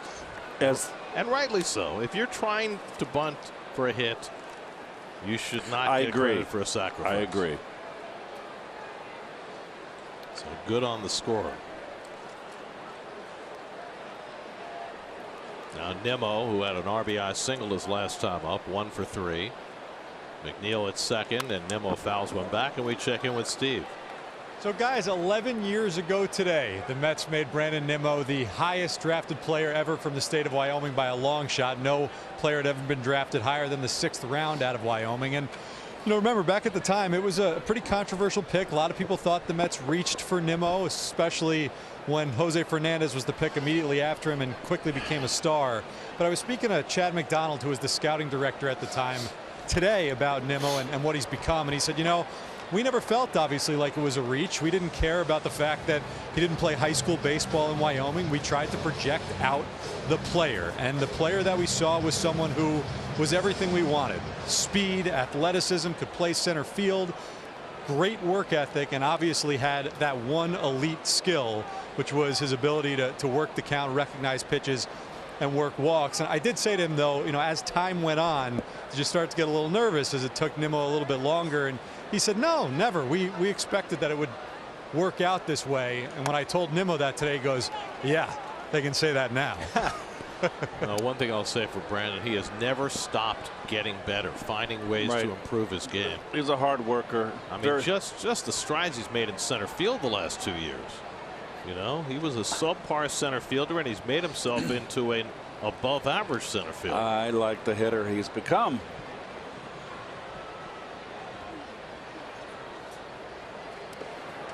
Takes a slider down from Wilson, 2-2. Well, that was Brandon Nimmo at age 18. Little did he know. I remember that day when he came to Citi Field. He was a chatterbox even then. How many years in the big leagues now? He came up in, I want to say 16. Is that right? Gosh, I think 16 is right. I think he came up in 16. Yeah. So here we are now looking at do the math, Garrett. I mean, other than DeGrom, nobody's been here longer, right? 5 years. This is his 7th year. 7th. My math's awful. Emergency hack to foul one off. Maybe you're stroking out. You don't stroke out. It's not something to laugh at, really. It's a serious thing. I remember a lot of times I'd watch a guy swing and I'd go, God, what a nice stroke. Well, that's fine. Is there such a thing as a nice stroke medically? No, I think there are only bad strokes medically. I mean, there are mild strokes, but they're still not good. Pop foul backing out of play. We're getting silly. Well, you know, it's getting toward that hour. You know what it is, though? Look at our ball club, or I should say, Met fans, look at your ball club. Aren't you in a good mood? This is a fun team to watch. And guess what? They're way out in front in first place. Playing good ball. Their closest competitors, the Braves and the Phillies, both have the night off tonight. And pardon me if I get a little giddy. That's going to stretch the lead to 9 if they win tonight. And Nimmo wastes away another pitch. It's another tough at bat.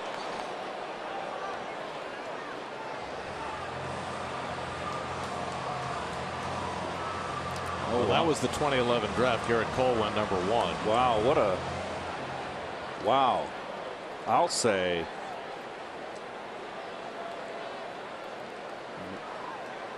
including Blake Snell. that is a bonanza right there.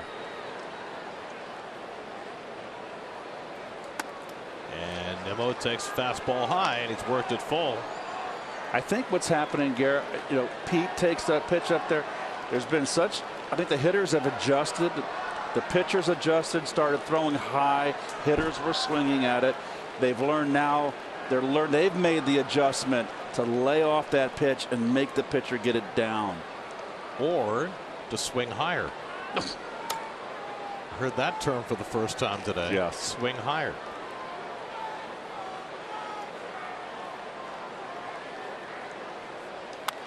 And Nimmo pops one up. Alfaro should have plenty of room. And so on the 9th pitch of the at bat, Wilson wins that battle, and that's the second out. Well, I've heard of swing low, sweet chariot. Coming for to carry me home.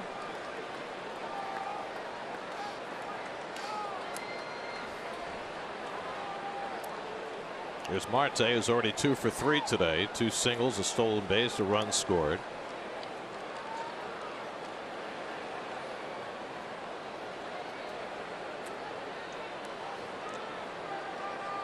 Got his average up to 282. And the first pitch slider misses down for ball 1. Blake Snell went 4 innings plus, allowed 7 hits, 5 runs, 4 earned, 3 walks, 4 strikeouts. Wilson came on to get 3 outs in the 5th, and now he's gotten 2 outs in the 6th.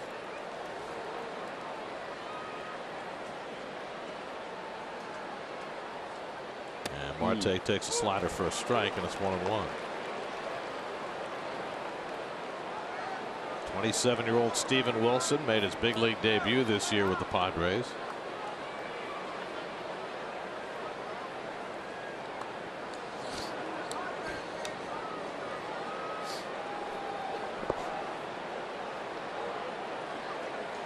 Late swing by Marte on a high fastball. I have to say, I love these Padres home uniforms. They finally, after years in the wilderness, experimenting with a different color scheme, went back to the mustard and mud. They added in the pinstripes, and this is just a beautiful, beautiful uniform. I like it. I like the pinstripes.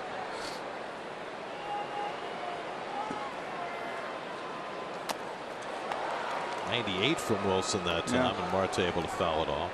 I always felt the Met uniforms that we wore, home uniforms, back in the '80s with the racing stripe, along with the pinstripes, was too much.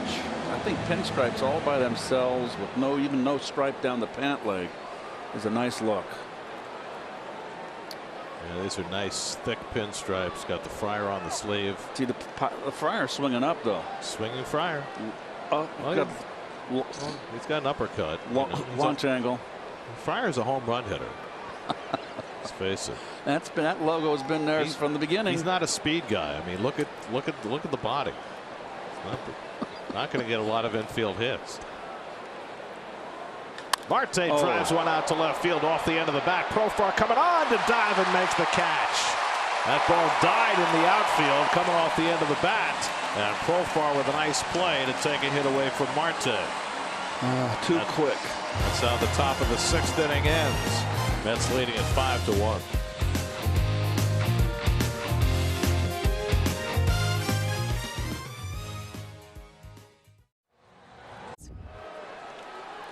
Home 6th inning, Jurickson Profar takes outside ball 1. Profar has had the best at bats so far tonight against Carrasco. Has given up just 1 run and 3 hits. Profar has 2 of the 3 hits. Both have been hit to the opposite field. One of them drove in a run. Meanwhile, the official scorer has now given a sacrifice to Tomas Nido. Okay. He cites the rule that says to give the batter the benefit of the doubt. So he gave that benefit to Nido, and that takes away the turn at bat. It's now sack 1-3 instead of ground out 1-3.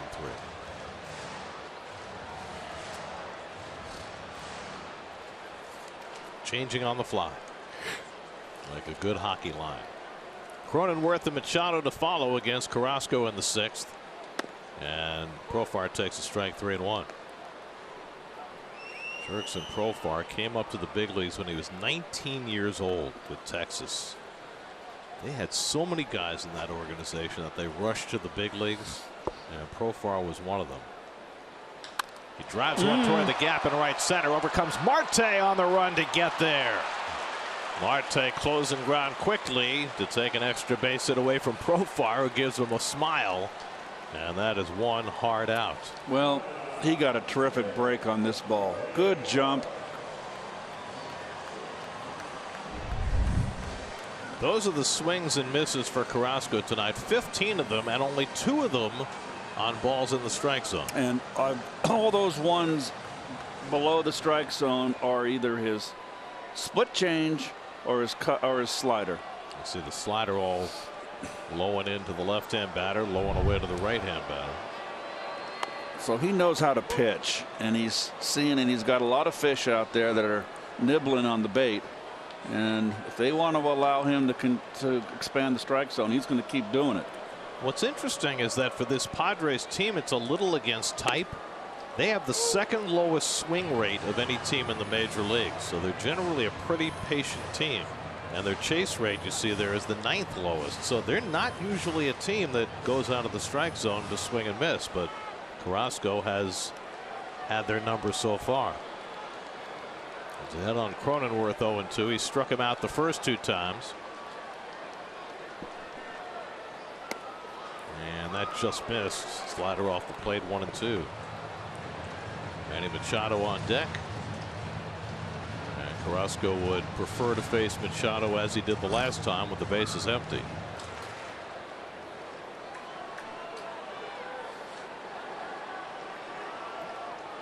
Full triangle shift on against Cronenworth. Half swing, and he went around, and Carrasco has struck him out for the 3rd time. Another one out of the strike zone, Gare. 8 strikeouts for Carrasco, matching his season high.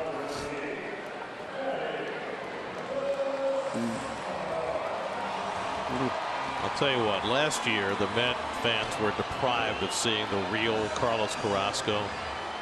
First the hamstring injury that cost him half a year, then pitching with loose bodies in his elbow, which clearly restricted him. He got the elbow cleaned out. His leg is strong, and he has shown you what he did in Cleveland for his entire career before he got to New York. Now he faces Machado again with the bases empty. 2 out and nobody on. And Manny takes a slider for a strike. Yeah. Buck mentioned before the game that he needed length in tonight's start, and Carrasco is giving it to him. That's a good point. The Mets certainly were heavily used in the bullpen yesterday. Oh, there's a good fastball. And he gets ahead on Machado 0-2. So yeah, probably Lugo not available after throwing 27 pitches yesterday. Probably Ottavino after working the last 2 days. I do think Drew Smith will probably be in tonight late. If Carrasco, I think Carrasco can give him 7. Machado pops one up, and Lindor waiting for it to come down. Machado's 0 for 3, and Carrasco's through 6 innings with a 5-1 lead, and they may certainly ask him to squeeze out the 7th as well. Welcome to the post-midnight portion of our show. Oh, you're 7th right. inning, and things get, you know, even crazier after midnight. Francisco Lindor leads off against Steven Wilson, who starts his 3rd inning of relief. Lindor had a base hit, stole a base in the 3rd, 1 for 3 tonight. Alonso and Canada follow. Mets have led every step of the way tonight. 3 runs in the top of the 1st off Blake Snell, and Carrasco has done the rest. And a changeup in for a strike. 1-1. Snell went 4 innings plus through 95 pitches to get 12 outs. And Wilson has been on ever since.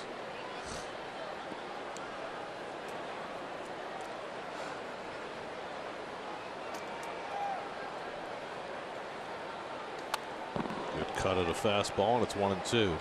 Come out to Citi Field on Father's Day, Sunday, June 19th. The first 25,000 fans will receive a free baseball cap, compliments of Delta.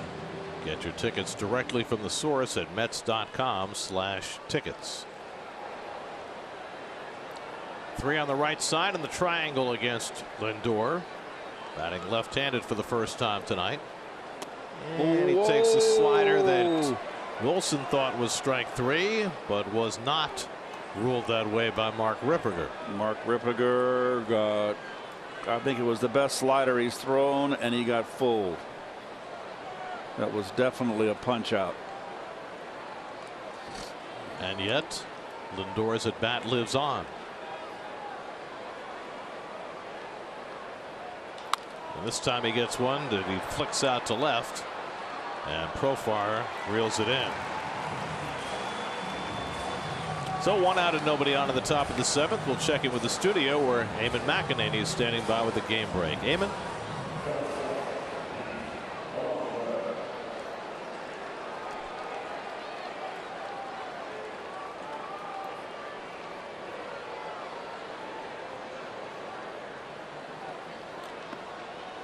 They had a little benches clearing incident in that game in Houston. Ball came up and in toward the chin of Eugenio Suarez after an exchange of close pitches, and there was some hard feelings. Behind the bag, that's a foul ball. Machado fielded it, but it was just outside the line. Tom Hallion with the call.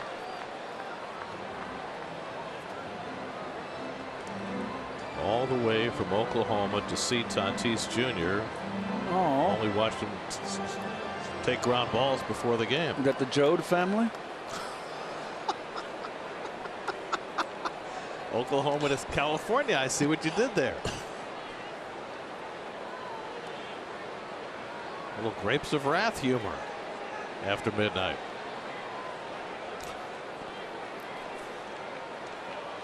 You know, Henry Fonda is one of my favorite actors, and I think that might have been his best role. Really? Did you ever see Failsafe? Yes. The movie when he played the President of the United States? It was a spin-off of Dr. Strangelove. Dr. Strangelove was satirical, and this was a drama, and he was wonderful as the president. Failsafe was a great novel, which I read long before I watched the movie. Pete Fowles, who had the slider. Do you remember who played the interpreter for Henry Fonda? No. A very young Larry Hagman. Really? Yes. Walter Matthau was in that movie. Long before I Dream of Jeannie or Dallas? Yes. Long before. Walter Matthau was in that movie. Pete has reached on a walk and an error today. He scored 2 runs, 0 for 2. And he gets a slider and pops it foul. Wilson's done a nice job in relief. Gave up 1 hit to McNeil in the 6th. Gave up the sac fly to J.D. Davis that brought in a run. First batter he faced. But other than that, he has certainly given the Padres the length they've needed out of their bullpen to try and avoid having to use too many arms in a game they trail 5-1. There's nobody throwing in the Mets bullpen, so it certainly looks like Carrasco at 89 pitches will be asked to finish the 7th inning if he can.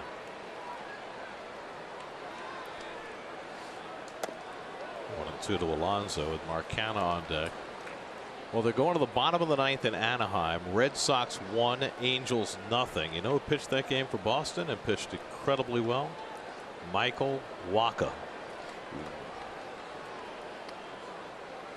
Former Met pitching his best game of the year. 8 innings, no runs, 3 hits.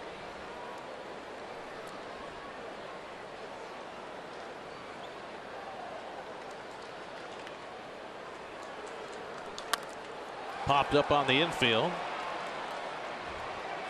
Hosmer and Cronenworth, and the taller guy with the bigger glove makes the catch. And looks down on him and says, "Get away from me. It's my ball."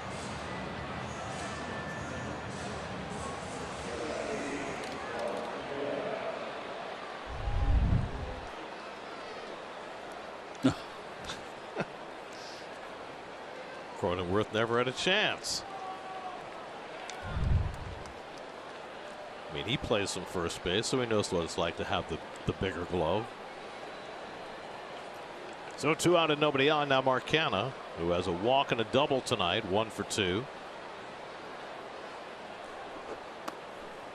And Wilson spins the slider downstairs, ball 1. So Wilson trying to finish a 3rd inning of scoreless relief. And Wacha is pitching the 9th. So the Red Sox are sending him out trying for a complete game. They're looking for their 5th straight win. They can get over 500 if they win tonight after that horrible start. Fastball away, 2-0. Whereas the Angels are trying to avoid a 12th straight loss. See if Trout has a hit tonight.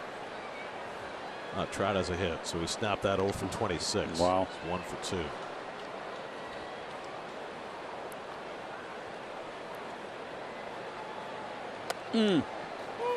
Knee-high fastball for a strike. I saw a stat today that the longest ever 0 for a guy who's won 3 MVPs, Mike Schmidt once had an 0 for 30. So Trout got close to that, but did not equal it. Kind of shoots one foul, and it's 2-2.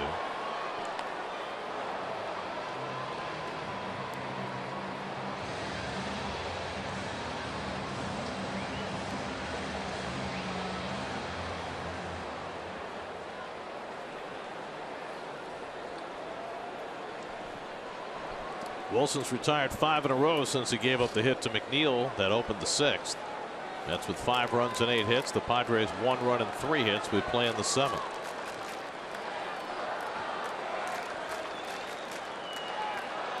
Two to Canna, and he hits it sharply right at the shortstop, and Kim plucks it out of the air to retire the side. 1-2-3 inning for Steven Wilson. Stretch time in San Diego. I got it, and I got a bigger glove.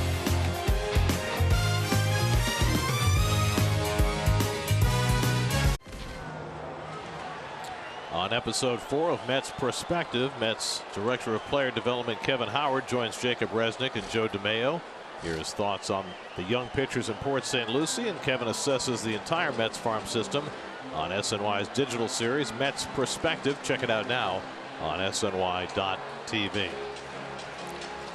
Carlos Carrasco comes out for the bottom of the 7th, 89 pitches deep. He's allowed just a run on 3 hits. He has not walked a batter. He struck out 8 to match his season high. Luke Voigt first man up, and he drives one to center field. Nimmo cutting over, and he makes the grab. And maybe the hardest hit ball against Carrasco tonight, a seed off the bat of Voigt, but Nimmo was there to grab it for a hard first out. And as we mentioned, Garrett, look at the break. Nimmo is right on it. Moving laterally. Piece of cake.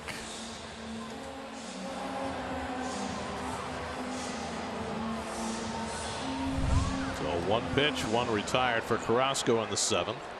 And now Eric Hosmer, who twice has grounded out to second base.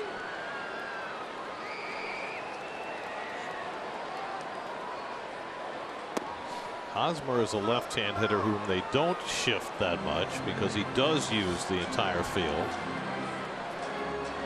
But as we mentioned earlier, his propensity is to hit the ball on the ground. And Carrasco gets the fastball in for a strike, and it's 1-1. Carlos has been better and better. 5 scoreless his last time out. 6 1/3, 1 run tonight. Another ground ball foul, 1-2. Let's continue to prosper without their 2 aces. And Met fans have reason to dance, both old and young. Happy days are here again.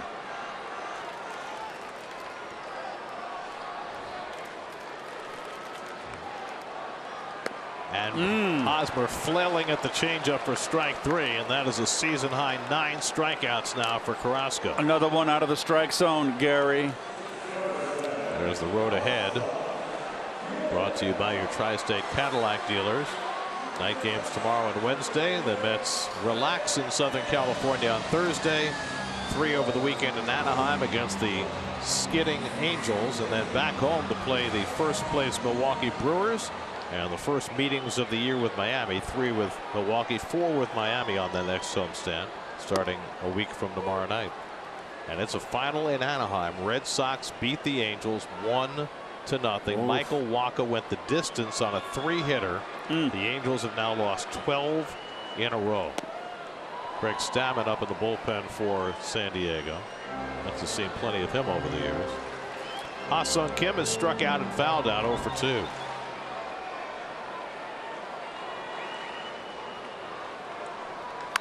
Kim bounces 1 foul, 1-2. Well, this Padres offense has been as advertised without Tatis. They just don't have a lot of pop. And Carrasco has gotten them to uncharacteristically chase a lot of pitches out of the strike zone. Certainly that strikeout of Hosmer was the latest example of that. And Kim fouls one away. Carrasco's retired 7 in a row since he hit Mazzara with a pitch in the 5th, and he's now retired 12 of the last 13. Last hit he allowed was Profar's RBI single in the 3rd.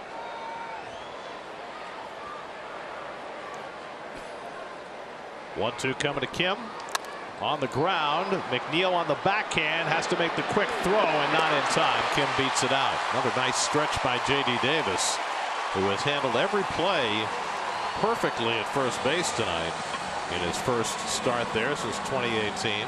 Well, he got another long hop, Gare. Tough play for McNeil here, playing so deep out in the outfield. Had to go to his right. And Kim can run. Yes, no chance. So there's just the 4th hit against Carrasco. A 2-out base runner, and Nomar Mazzara coming up. Mazzara got hit on the foot by a pitch his last time up. 0 for 1 on the night. Playing just his 3rd game with the Padres. He was tearing up AAA. He was hitting .367 for El Paso with 7 home runs in 35 games before he was called up.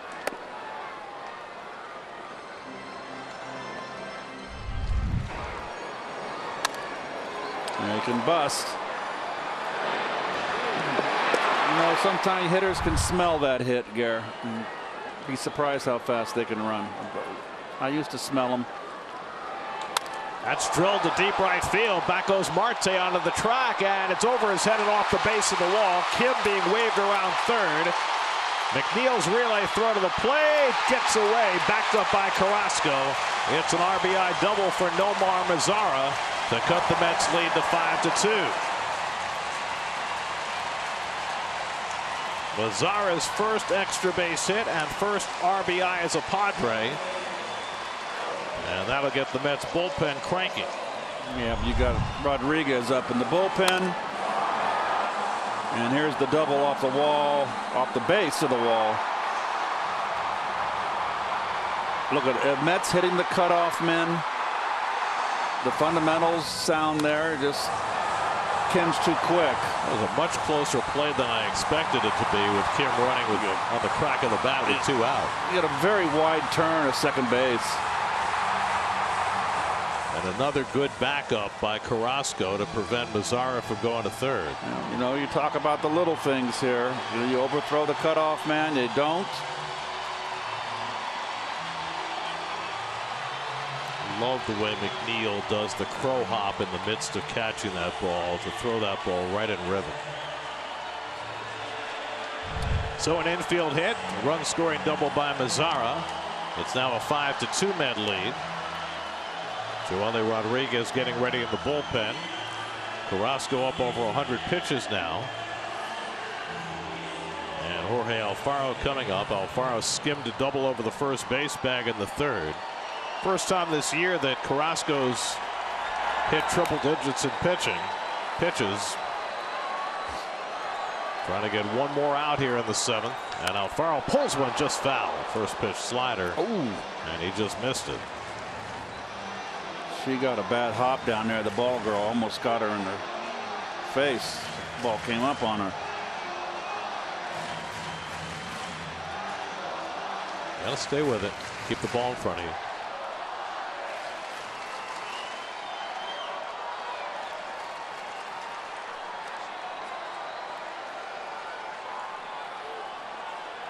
Carrasco needs this out. Put this inning to bed.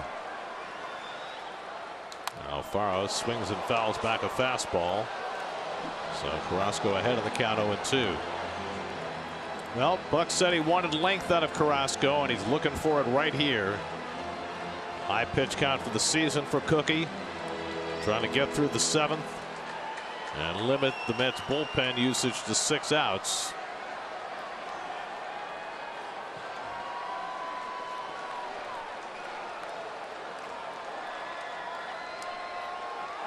Oh, 0-2 to Jorge Alfaro. He misses low with a changeup. 1-2. Buck's just trying to say, give me one more out and I can go to the pen here in the 8th.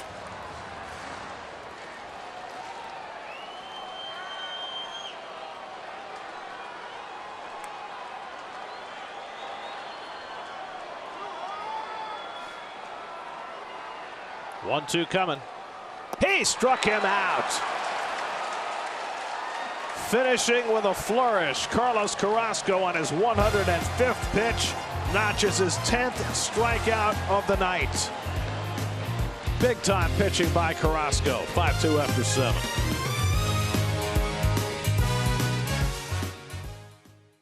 At 11. Stroke.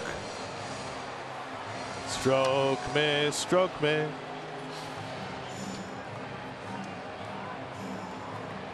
Guys, quite a job by Carlos Carrasco. First time he struck out 10 or more as a Met. 27th time in his career. Season high 105 pitches. Just a terrific job on a night when the Mets needed some length. Carrasco gave it to them. Getting through 7 when he was running on fumes in that last inning. He was able to get the big out by striking out Alfaro and limiting the damage. And let's not forget, if the bullpen can close the deal for him, he is looking at his 7th win. 38-year-old Craig Stammen on to pitch, and his first pitch curveball in for a strike to J.D. Davis. That saw lots of Stammen back in his 7 years in Washington. Now in his 6th year with San Diego. That's hard to believe. Davis has driven in 2 runs tonight. And he takes a cutter in the dirt, 1-1. Well, Carrasco is highly appreciated by everybody involved in this team. Oh, he gives a fist bump to the kid who's wearing a Bartolo Colon shirt. Oh, I love that. Oh, he's on the looking at the phone. He missed the moment. Yeah, but he's got the Cologne shirt. I saw that. That's outstanding. Well, I mean, he wasn't even alive when Bartolo hit his home run in this ballpark.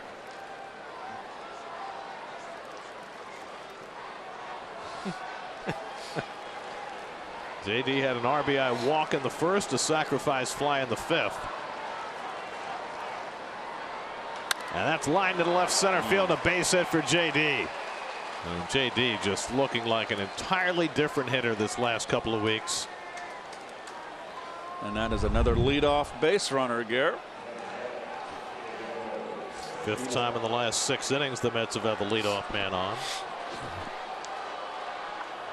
Slider that didn't break, stayed in. There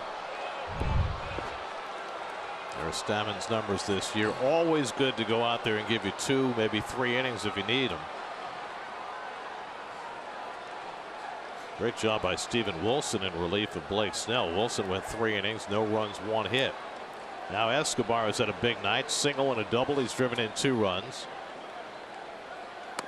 And he takes one on the corner. Now they got to get Escobar going from the left side. He's been hitting right-handed really well. He's up over 290 now, but hitting just 206 from the left side with only 1 home run.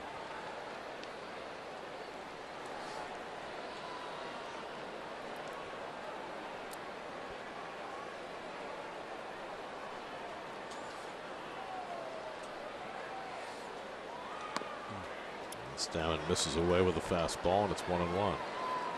Those are the numbers coming into the night. 281 right-handed, 206 left-handed. Look at the OPS, huge difference. 3 of his 4 home runs have come as a right-hand batter. And of course, you get so many more at bats left-handed. Davis at first and nobody out. Mets now with 9 hits for the night. And Escobar watches the cutter outside. It's 2-1. You know, guys, just to go back to JD for 1 second, another base hit there, and the Mets offense continue to score runs without being reliant on the home run. I thought it was interesting how he put it yesterday after the game, where he said, you know, it's not always about the haymaker. Sometimes it's jab, jab, jab, jab, and then the haymaker's okay. But I think that's, you know, different than the way things have been going in baseball. And this team has clearly bought into that type of belief, that type of mentality. Just pass the baton, and then eventually you'll get your big hit. I love that analogy there. I think it's perfect. Mets have the highest team batting average in the National League, the highest team on base percentage in the National League, and the best average with runners in scoring position in the National League. Those are the things that add up to what JD's talking about. They're only 10th in the league in home runs, but they're 3rd in runs scored. So they're doing it with the jab, the occasional cross, because the cross is a good one to set up the right cross. Yeah, to set up the uppercut or the left hook. I was a big fan of the right cross to go with the left jab. Davis not running, and Escobar drives one to deep right field. Forget that. That is way out of here. Escobar with a lengthy left-handed 2-run homer. And it's 7-2 New York. Need to get him going left-handed? Maybe that'll do it. His 2nd home run this year as a left-hand batter, his 5th overall.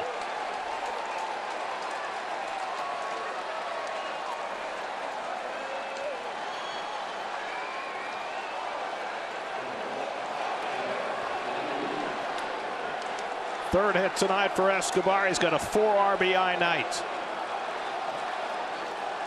Stay right where you're at. Don't get home run happy. good hitters, when they slump, when they break out, they go on a tear, and Escobar's long overdue. Good for him.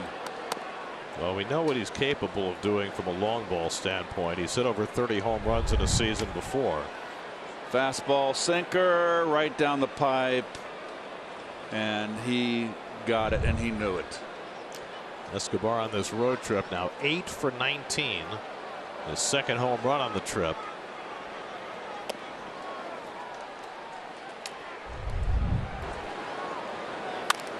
This was a moonshot. He hit that ball way out. Well, he's seen some balls fail to travel tonight, but he got all of that. 405 feet, 107 miles an hour off the bat. And McNeil takes a knee-high fastball for a strike. You just think about this road trip, Gary, and you come out without an off day, and you got 4 with Los Angeles. Everybody's saying it's a big test for this ball club, and it is. It's a big road trip. And they lose the first 2 games. They're flat. And then they come back and they win the way they won yesterday. I think it's just energized this club. I thought that Saturday game was huge. The way they broke out early, swing and a miss, and McNeil's down on the cutter, and that's the first out. You know, after scoring just 1 run in the first 2 games in LA, to have a big offensive night, I thought was big, just to get everybody relaxed again. And Pete delivered. He delivered the bacon. And then to come and win that game yesterday, yeah. And then you have Medina coming in a Dodger Stadium, and he shut it down. I think it's a confidence boost for this team too. I mean, they just keep pushing, and you keep winning, and you keep getting more confident, and that snowball gets bigger and bigger. That's shot the other way by Nito, and he's got a base hit. 3rd hit of the inning against Stammen. So Nito's got his first hit of the night, and the Mets just keep on raking. Coming up tonight after the post game, Geico Sports Night, and we'll have all the stuff we showed you there, but it's not there anymore. It disappeared. We had Geico Sports Night, then Geico Sports Night disappeared, but it will be on the air after Gary and Todd are done with the post game show. No matter how late that is. I missed that. Oh, do you think Spider's coming to the Knicks? Who? Spider. We love Donovan Mitchell. His dad works for the Mets. He grew up a huge Mets fan. I thought you were talking about Spider-Man or something. Spider Mitchell. By the way, my favorite umpire is here today. Who's that? That would be Malachi Moore, not to be confused with Malachi Throne. Season 1, episode 17. Oh. False face.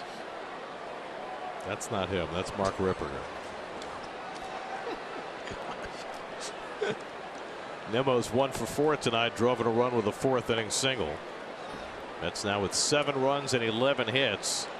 They got 3 in the first off Blake Snell, and they have not looked back. First game of the year with the Padres. 2 more to come in this series before they head down, or I guess it's up the coast to Anaheim, where they call themselves Los Angeles, but they're not. David for a strike, 1 and 2. They may be calling them some other things if they don't win a game soon.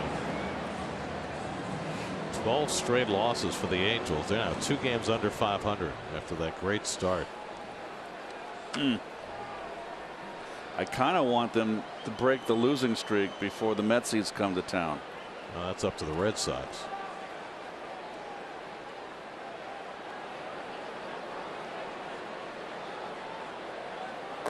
And Nimmo gets hit by the pitch, and he'll go down to first base. Second straight day that Nimmo's been hit. This one a little less painful than the one that got him on the hand yesterday. And so Stammen having trouble getting out of his own way. 5 batters, 4 of them have reached base.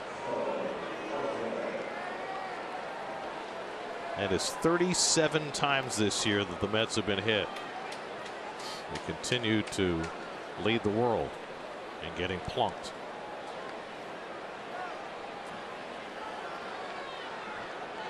So 2 on for Marte, who's got a couple of hits today. Robbed of a hit his last time up by Profar. And then Marte made a nice play in the gap to rob Profar. So they traded hit robberies.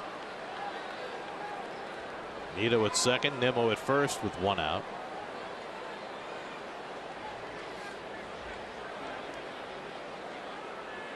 And Marte with a late swing on the fastball, 0-1. Anybody else still going? How come Toronto and Kansas City are still playing? Did they have a long They had rain a rain delay. Blue Jays up 7-0 in the 8th. That's the only other game going. It's a short schedule tonight. The Braves are off. They host Oakland tomorrow. The A's have lost 6 straight, but they'll probably be better since they're away from home. Let's see what Oakland's home record is. They're 7-23 at the Coliseum. They need to go get out of Dodge. Well, they'll be in Atlanta tomorrow night. The Phillies open a series in Milwaukee tomorrow night. Both the Braves and Phillies have been playing well, coming off sweeps. Phillies swept the Angels. The Braves swept 4 from the Rockies. Braves have won 5 straight. Phillies have won 4 straight.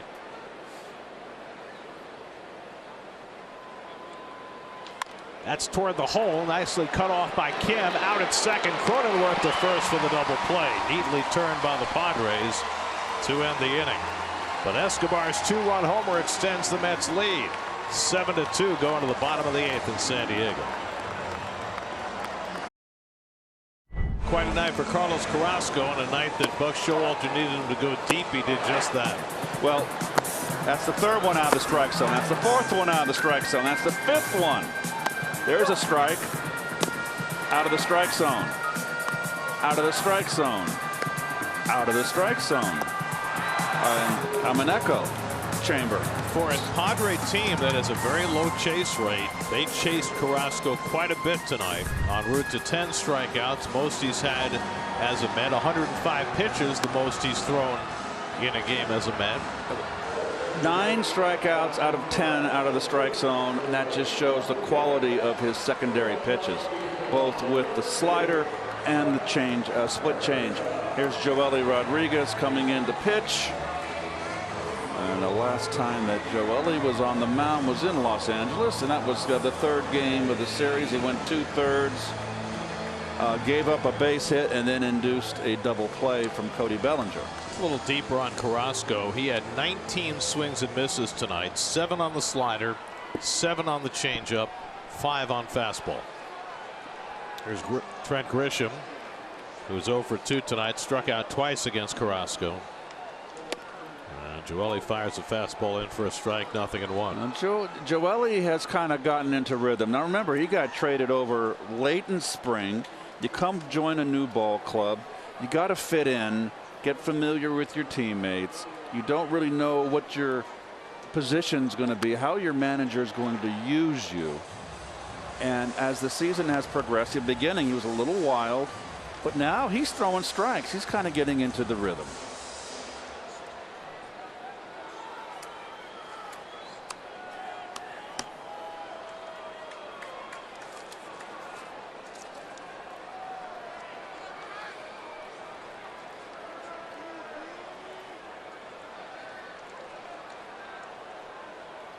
To Grisham, and he misses low and in. The most impressive thing about Joely Rodriguez is that he's been equally effective against left and right hand batters. Lefties are hitting 200 against him. Righties are hitting 200 against him. And remember, earlier in the year, Gary gave up the home run to the right-hander in April, early April. On the inside corner, he gets Grisham looking, so Grisham strikes out for the 3rd time tonight. 1 down in the home 8th. Well, we've mentioned about Joely almost stepping towards the first base dugout and throwing across his body. Makes it very difficult for a left-hand hitter. I mean, the question your manhood. You got to stay in there. Because the thing about Joely that's different from most left-handed specialists is that he doesn't really throw a breaking ball. It's all fastballs and changeups. Right. So it's got to be the deception of that delivery coming from behind the left-hand batter that gives him the best chance for deception rather than a breaking ball like most lefties throw. And when you throw across your body, you got to be very strong on the legs and upper arm strength. Jurickson Profar batting right-handed for the first time, has his 3rd hit of the night. Boy, he swung an impressive bat tonight. All 4 at bats. He's had good at bats, hit the ball hard. 3 for 4 now. Well, Bob Melvin's not going to be moving him out of that leadoff spot anytime soon.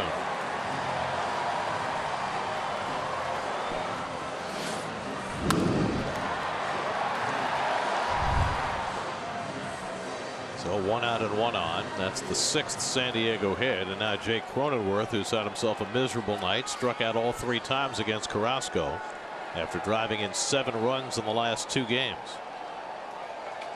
And Rodriguez misses low and away, ball 1. This is a big at bat.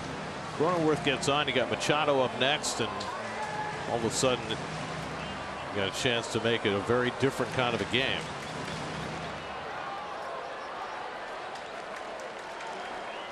Drew Smith getting ready for Machado.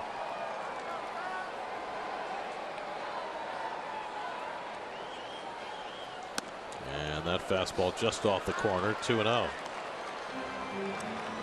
This is Joelly's 3rd batter, so Smith almost certainly will face Machado.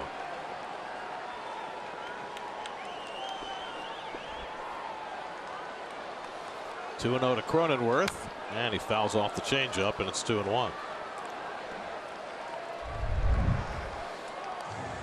Now watch the step, and then he's throwing across. It's not.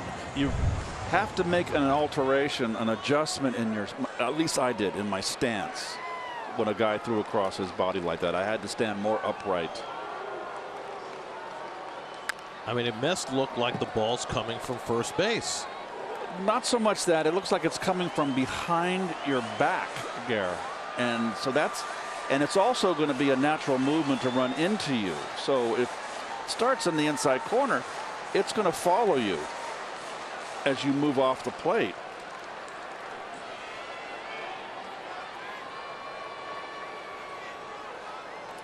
Two and two to Cronenworth. Just missed. Full count.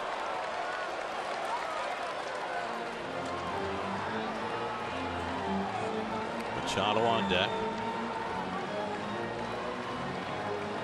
What does that Escobar home run loom large right now? Sure does. Especially if Cronenworth is able to get on base. 3-2 coming. And that's ball 4. So some close pitches that Cronenworth was able to take. And now 2 men are aboard. Buck Showalter heads out to the mound, and they'll bring in Drew Smith to face Manny Machado. So Rodriguez gives up a single and a walk.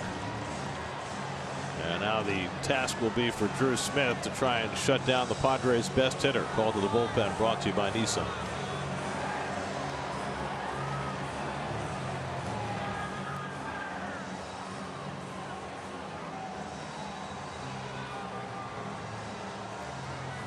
Comes in to face Manny Machado with 2 on in the 8th inning. Smith last outing was the 3rd game in Los Angeles. He went 1 1/3 innings.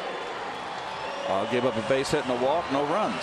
That walk was the last walk issued by a Met pitcher until a moment ago when Joely Rodriguez walked Jake Cronenworth. 75 plate appearances in a row for Met pitchers without walking a hitter. And that puts Machado in a spot where he can get the Padres substantially closer. 7-2 Mets, bottom of the 8th. Machado's 0 for 3 tonight. And he takes the first pitch slider out of the strike zone for ball 1. Machado's grounded to short and then popped up twice.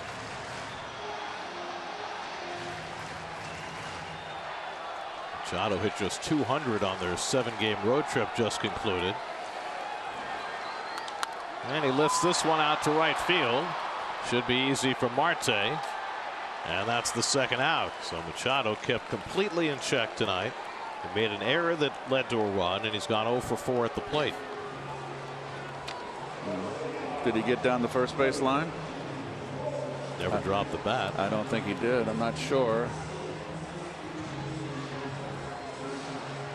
That is not the kind of example you want to set. But Machado has always been kind of that way. 2 out and 2 on now. Luke Voit, who struck out twice and lined to center. And Voit hits one in the air to deep left center field. Back goes Nimmo to the warning track near the wall. It's out of here. Luke Voit with a 3-run homer to get the Padres closer. It's now 7-5. And now, did they say that ball was in play? It looked like it was out. I thought it was out. But the third base umpire, Tom Hallion, signals that the ball was in play. I thought that ball was out, Keith. I did too. This one's going to go to review, I am sure. It's not. Who's going? Second base umpire has the best shot. I mean, the second base umpire is on the infield with runners on base, so it's really the third base umpire's call. Okay. And Hallion didn't get all that far out. Yeah, Glenn Sherlock knows it's a home run, and they will certainly go to review and find that out. Got to keep the ball away. This will be a crew chief review on whether the ball is a home run or not. That ball hit off the top of the wall. And then what did he hit next? Oh. Well, now I'm not sure. Wow. On first view, I thought it hit the top and then hit something on the other side. But, it is a double. But perhaps not. Let's see. Hit the top. What did it hit? The top, or did it hit something behind the wall? It hit something behind. I'm not sure. Yeah, I don't think we have a good enough view to know for sure. Let's see if we have a look from the side. There we go. This is a better look. Yeah, that hit something beyond the wall. You think so? Yes, I do. Yeah, it hit. It hit the back wall maybe, and then it hit. There's padding that extends behind the wall, and I'm not 100% certain of the ground rule. That's what it appeared to hit, and I think that's got to be a home run, right? That's behind the wall. So we'll wait and see. If it is a home run, it's 7-5. Is that like a shelving back there? Yeah, I don't know exactly. They got to get rid of that. I don't know why that's there. They can't have that. Well, it's confusing anyway. And here we go. Paul Emmel and Marvin Hudson are the crew chiefs of the replay center. That's who Tom Hallion's listening to. If it's a home run, it's a 3-run homer for Voit. It would be his 5th of the year, and it would cut the Met lead to 7-5 with 2 out in the bottom of the 8th. Here we go. Yeah, I think it hit whatever that is, that lighter colored thing behind the wall, not the top of the wall itself. And I think the way the Met outfielders reacted, frankly, I think they thought it was a home run too. See, that it probably hit that. Whatever that That's got to go then. You can't have that. So obviously trying to parse that in the replay center in New York. This is the only game still going, so it's the only one that they have to be watching. And they're still waiting. Wow.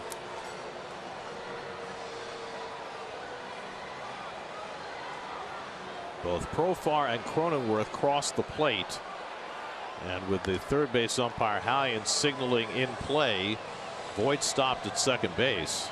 The home run cannons went off. They put up the home run logos on the scoreboard. We called it a home run. Met outfielders appeared to think it was a home run. And again, that's the money shot. It does not appear to hit the dark colored wall. Oh, it's a home run. The light colored thing behind the wall. That's definitive right there in my mind. And that's a home run. Yep. So just waiting for confirmation from the replay officials, and here we go. No, Tom. There. No, he's still talking in New York. Now we get it. After review, the ball did leave the park. It's a home run. So Voit can complete his trip around the bases. And this is now a 7-5 Met lead. So that's going to prompt Buck to get Diaz up for the 9th.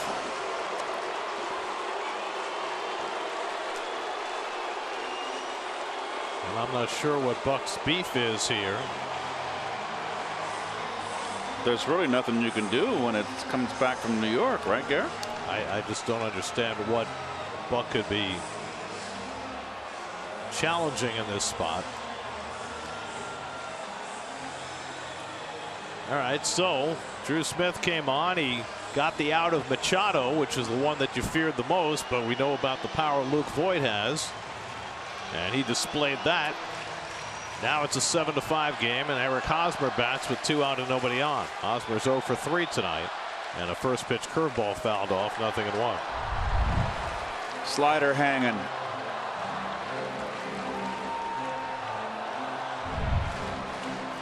Voit is so strong. How many?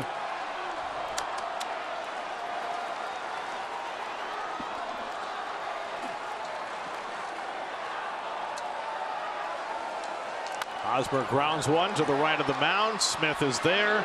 And a one-hand, bare hand grab by Davis at first. First game there in 4 years, and he's styling. Wow. JD. How about that? Oh, sure. Just grab it with my bare hand. 7-5 Mets after 8.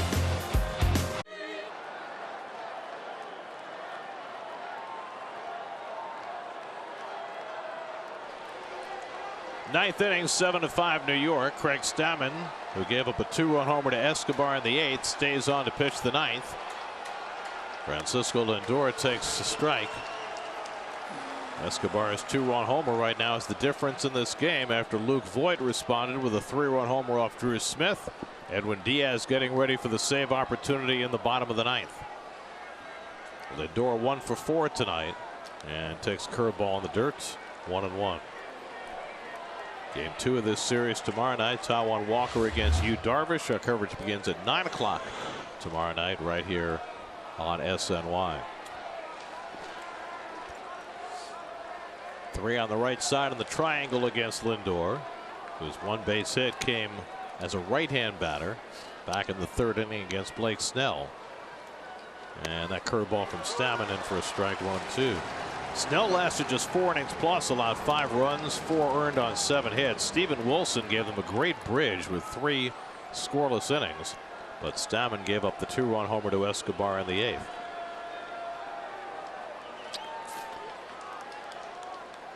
And Lindor bounces a curveball foul, so steady diet of curves from Stammen. Stammen looking a little sharper this inning. 38 years old and still going. Always been able to generate ground balls when he needs to, and he got one from Marte with 2 men on to end the 8th that the Padres turned into a double play. And Lindor takes the cutter down. 2-2.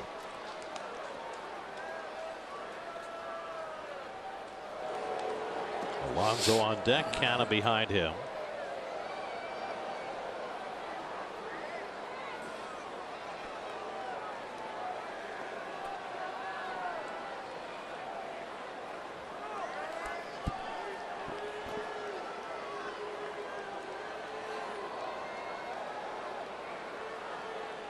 There's Edwin, who worked the 8th inning yesterday.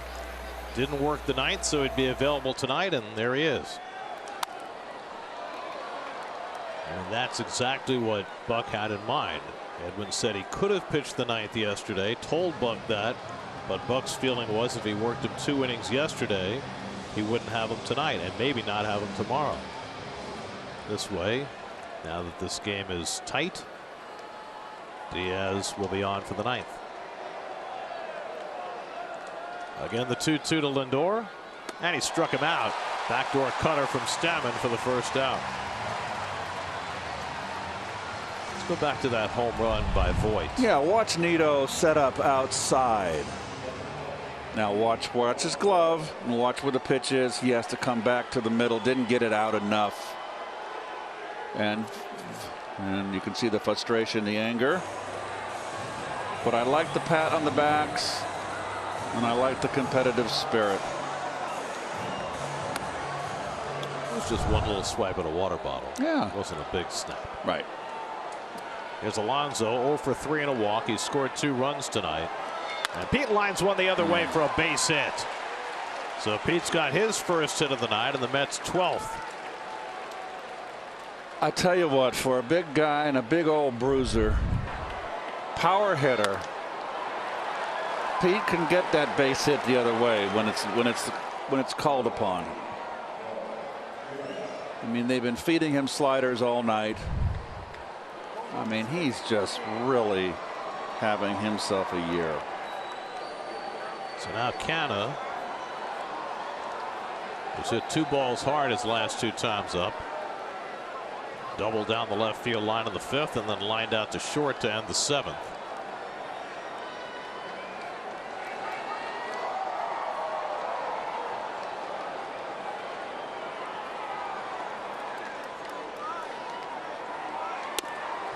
Canna takes a fastball for a strike.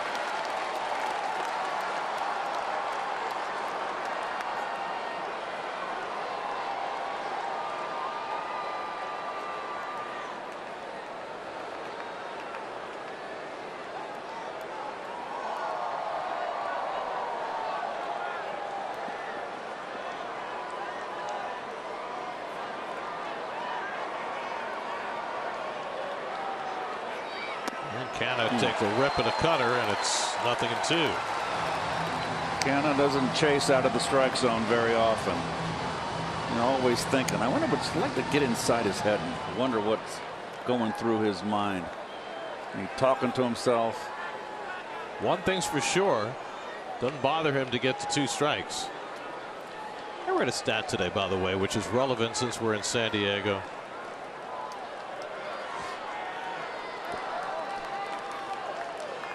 First the 0-2 to Canna, and he takes it down.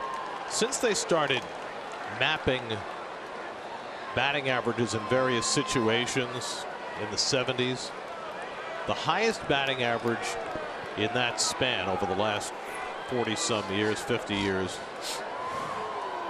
with 2 strikes belongs to Tony Gwynn. Tony for his career hit .302 with 2 strikes. That's incredible.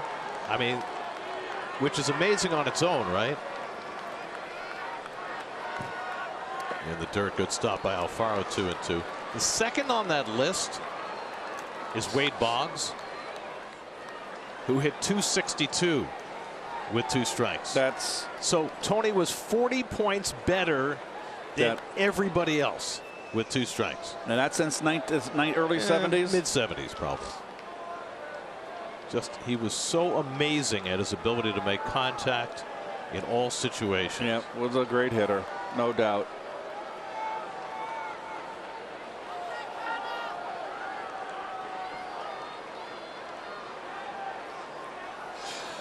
Two to Canna in the dirt again, and again Alfaro down to block it. You know, Tony's son, Tony Jr., is now doing radio and TV for the Padres. You watch Alfaro block that last curveball. And I never really had a chance to have a conversation with Tony Jr. until tonight. He sounds exactly like his father. You know, that kind of high-pitched voice that Tony Sr. had. It was uncanny. There's Tony Jr. Working on Padres TV tonight. Alonso at first, not running. Canna fouls off the high cutter and stays alive. 3,100 hits. Came the closest hitting 400 of anybody. That was the strike shortened year in '94. Come on, look at that. Almost. It was 338. Let's just round it up. It's almost 340. Lifetime batting average. That's amazing. 8 batting titles. Grew up in San Diego. Played basketball at San Diego State. After his career, became the baseball coach at San Diego State. Again, the 3-2 to Canna, and he hits one toward the middle. Kim can't get it. Base hit. Alonso around second, and he stops there. It's bobbled by Grisham, but too late for Alonso to go to third. So Canha has his second hit of the night, just beyond the reach of Kim, and the Mets have 2 men on with 1 out. Another quality at bat from Canha with 2 strikes. He is really swinging the bat well. Can't take him out of the lineup. Well, they've got Taylor Rogers, their side-arming lefty, ready in the bullpen. And that's who they're going to bring in, even with a right-hand hitter coming up. We'll be right back.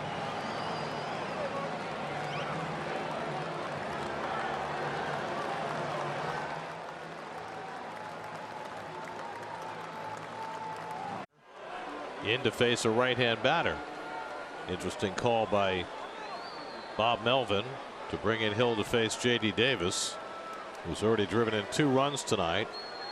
It's 1 for 2, a walk and a sacrifice fly. Those are Hill's numbers. First pitch swinging off the end of the bat. He broke it. Fly ball out to center, and Grisham is there to grab it. 1 pitch and 1 retired by Hill. 2 out.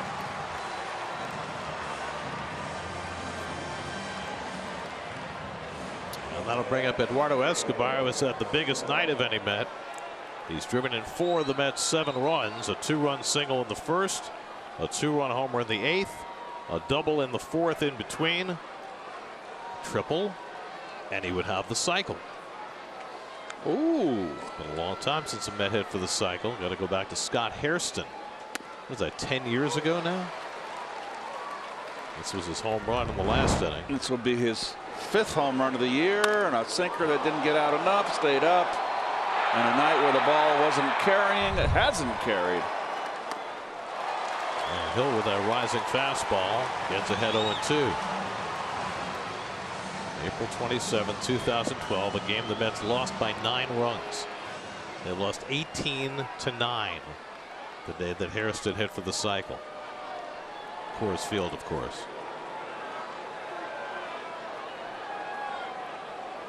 Well, Hill is coming throwing strikes. 0-2 to Escobar, and he lays off 1-2. Escobar 1 for 3 in his career against Hill, who's now 32 years old, 3rd year with the Padres after starting with Kansas City.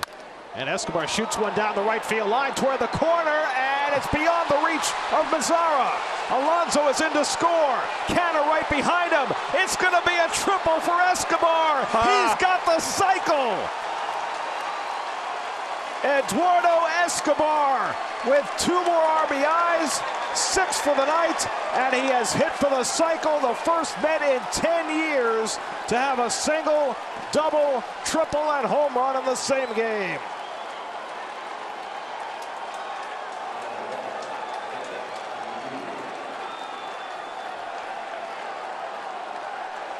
And they will get that ball for safekeeping. It is a rarity. Keith knows the feeling. First cycle since 2012 for the Mets. And it's 9-5, and Escobar has driven in 6 of the 9 runs. Oh, what a day. Went with the pitch. Look at that. Belt-high fastball, and it hits that little angle there, and that ensured the triple, Gary. Off the jury box. And he can, once he gets motoring, he can fly. He knew immediately what he did. He knew that he needed the triple for the cycle. Always the hardest part of the cycle experience. Mets lead the league in triples. That's their 14th. Well, and Escobar has 3 of them. Congratulations. And there's the baseball set to be authenticated.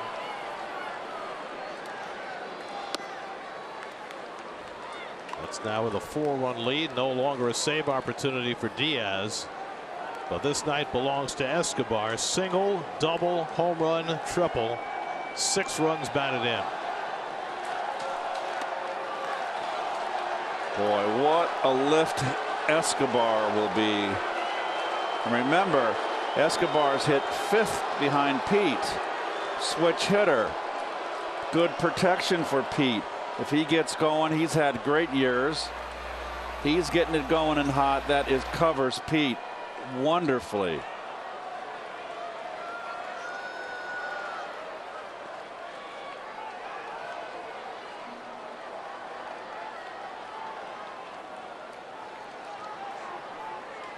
Slapped over the bag. That's a fair ball going down the line for McNeil. Escobar's in to score. McNeil heads for second. He slides in safely with a double. 10-5 New York.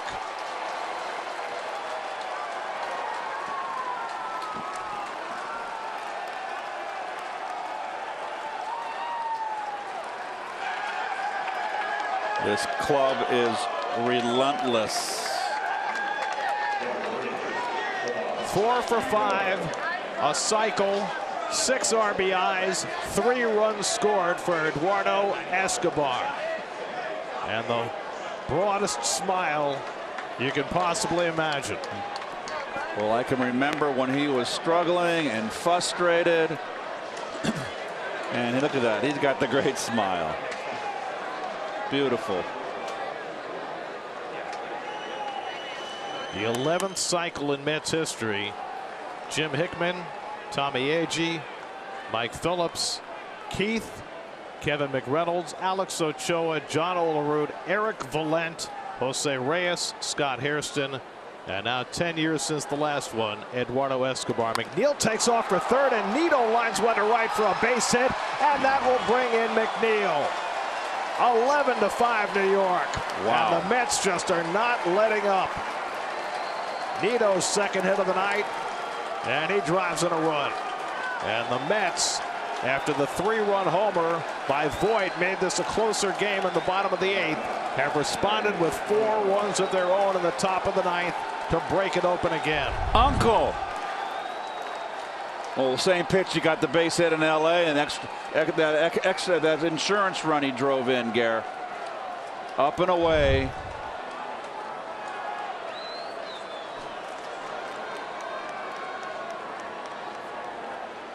Now Nimmo, who's 1 for 4 tonight, he's the 8th man up in the inning.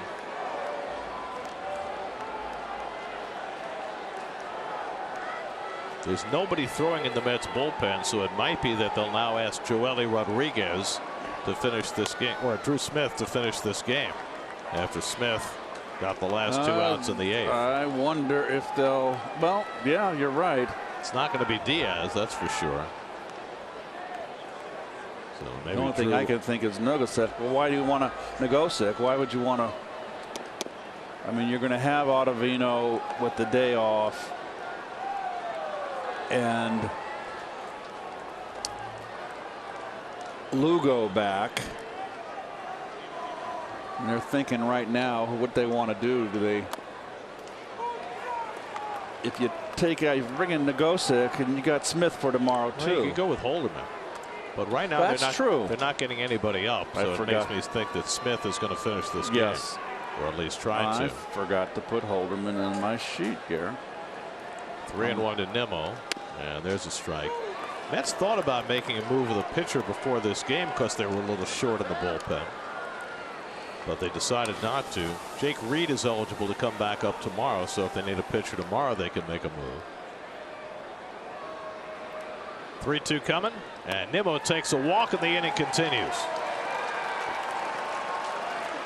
Mets had 2 on and 2 out, but they just continue to battle with 2 outs. Escobar's 2-run triple with 2 out. McNeil added a double. Nito an RBI single, and now Nimmo draws a walk. And as we mentioned, the 11th cycle in Mets history. Can't believe that we had a graphic about cycles and your name was not on it, Keith. Oh, it's all right. Ground ball toward the middle, comes up for Kim. He gets the force, and that retires the side. But 9 men came to bat, 4 scored. Escobar with the cycle, and the Mets lead 11-5 with 3 outs to get.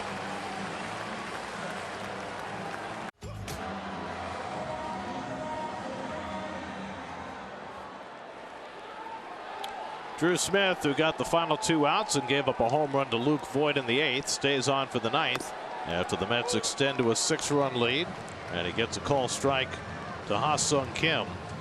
What a night for Eduardo Escobar. As he hits for the cycle and drives in 6 of the Mets' 11 runs. The Mets got 16 hits on the night. Yes, they do. A night to remember for that guy. It's not his biggest RBI game. He had a 7 RBI game earlier in his career.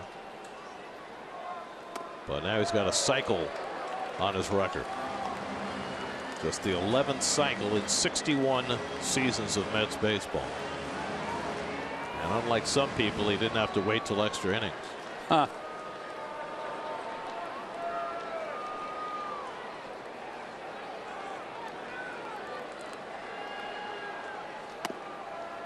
Two and 2 to Kim, who's 1 for 3 on the night, had an infield hit in the 7th and scored a run. Well, the Mets were comfortably in front 7-2. Smith gave up the 3-run homer to Voigt in the bottom of the 8th to make it 7-5, and it looked like a dicey situation, looked like a night for Edwin Diaz, and then all of a sudden it changed. By the way, that is also the first ever cycle at Petco Park. Huh. What did it open? 2004? So the 19th season of Petco Park and the first cycle in this yard.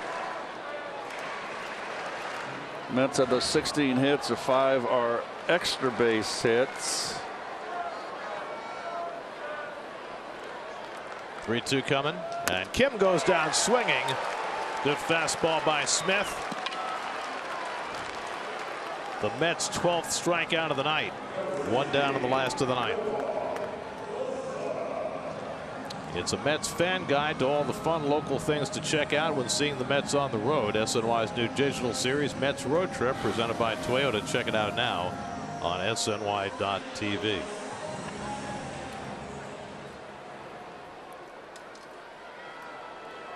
So 1 away now, Nomar Mazara, who drove in a run with a double his last time up. And he takes a fastball inside from Drew. Tomorrow night, Taijuan Walker against Yu Darvish in game 2 of this series.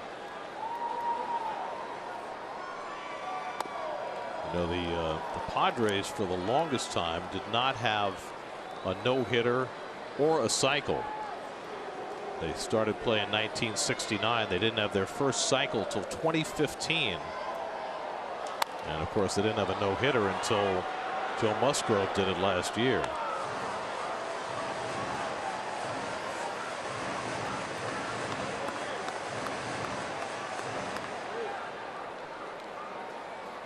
Wow.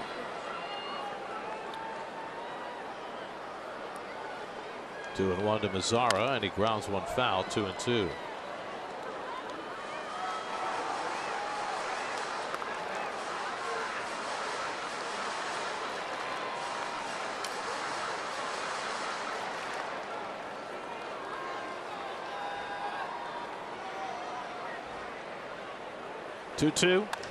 On the ground, McNeil to his left, scoops it up. Mazara retired, 2 out. And thus the Padres are down to their final out. Well, this road trip began with 2 rather lazy looking losses in Los Angeles, with the Mets bats just not clicking. And boy, the last 3 days have just been spectacular. 25 runs in the 3 games. A rather incredible victory yesterday. Big individual performance by Alonso on Saturday, and another huge one by Escobar tonight. There's Jorge Alfaro with the Padres down to their final out. Alfaro doubled back in the 3rd, 1 for 3 on the night.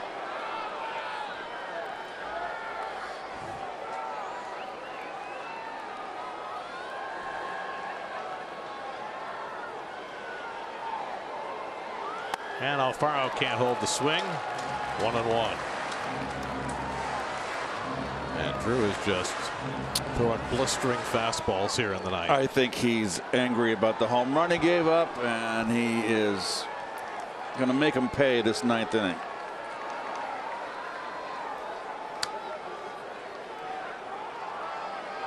One and one to Alfaro. 98 misses low and away. 2-1.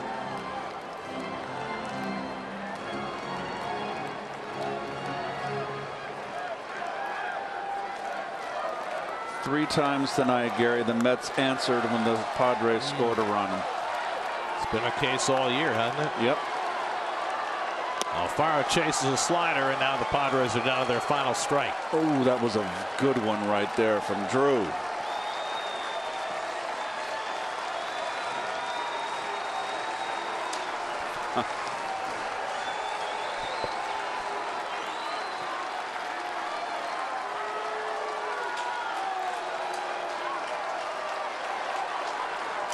Two to Alfaro.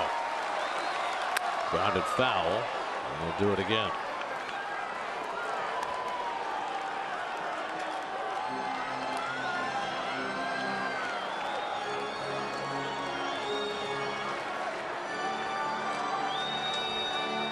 In fact, Keith, if you go back to Saturday, the Mets have scored 5 of the last 6 times right after the opponent scored. They've been spot on with that.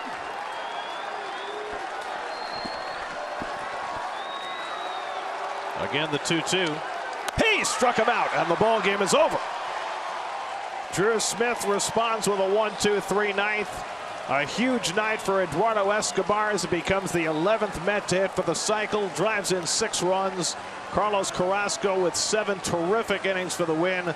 The Mets win their 3rd straight. They now have a 9-game lead in the National League East as they beat the Padres 11-5. Well, the pitchers say 1,000 words. There is the man of the hour right there. Cycle 4 for 5, 6 RBIs. Couldn't feel better for him. Tough first 6 weeks of the season. He is starting to turn it on.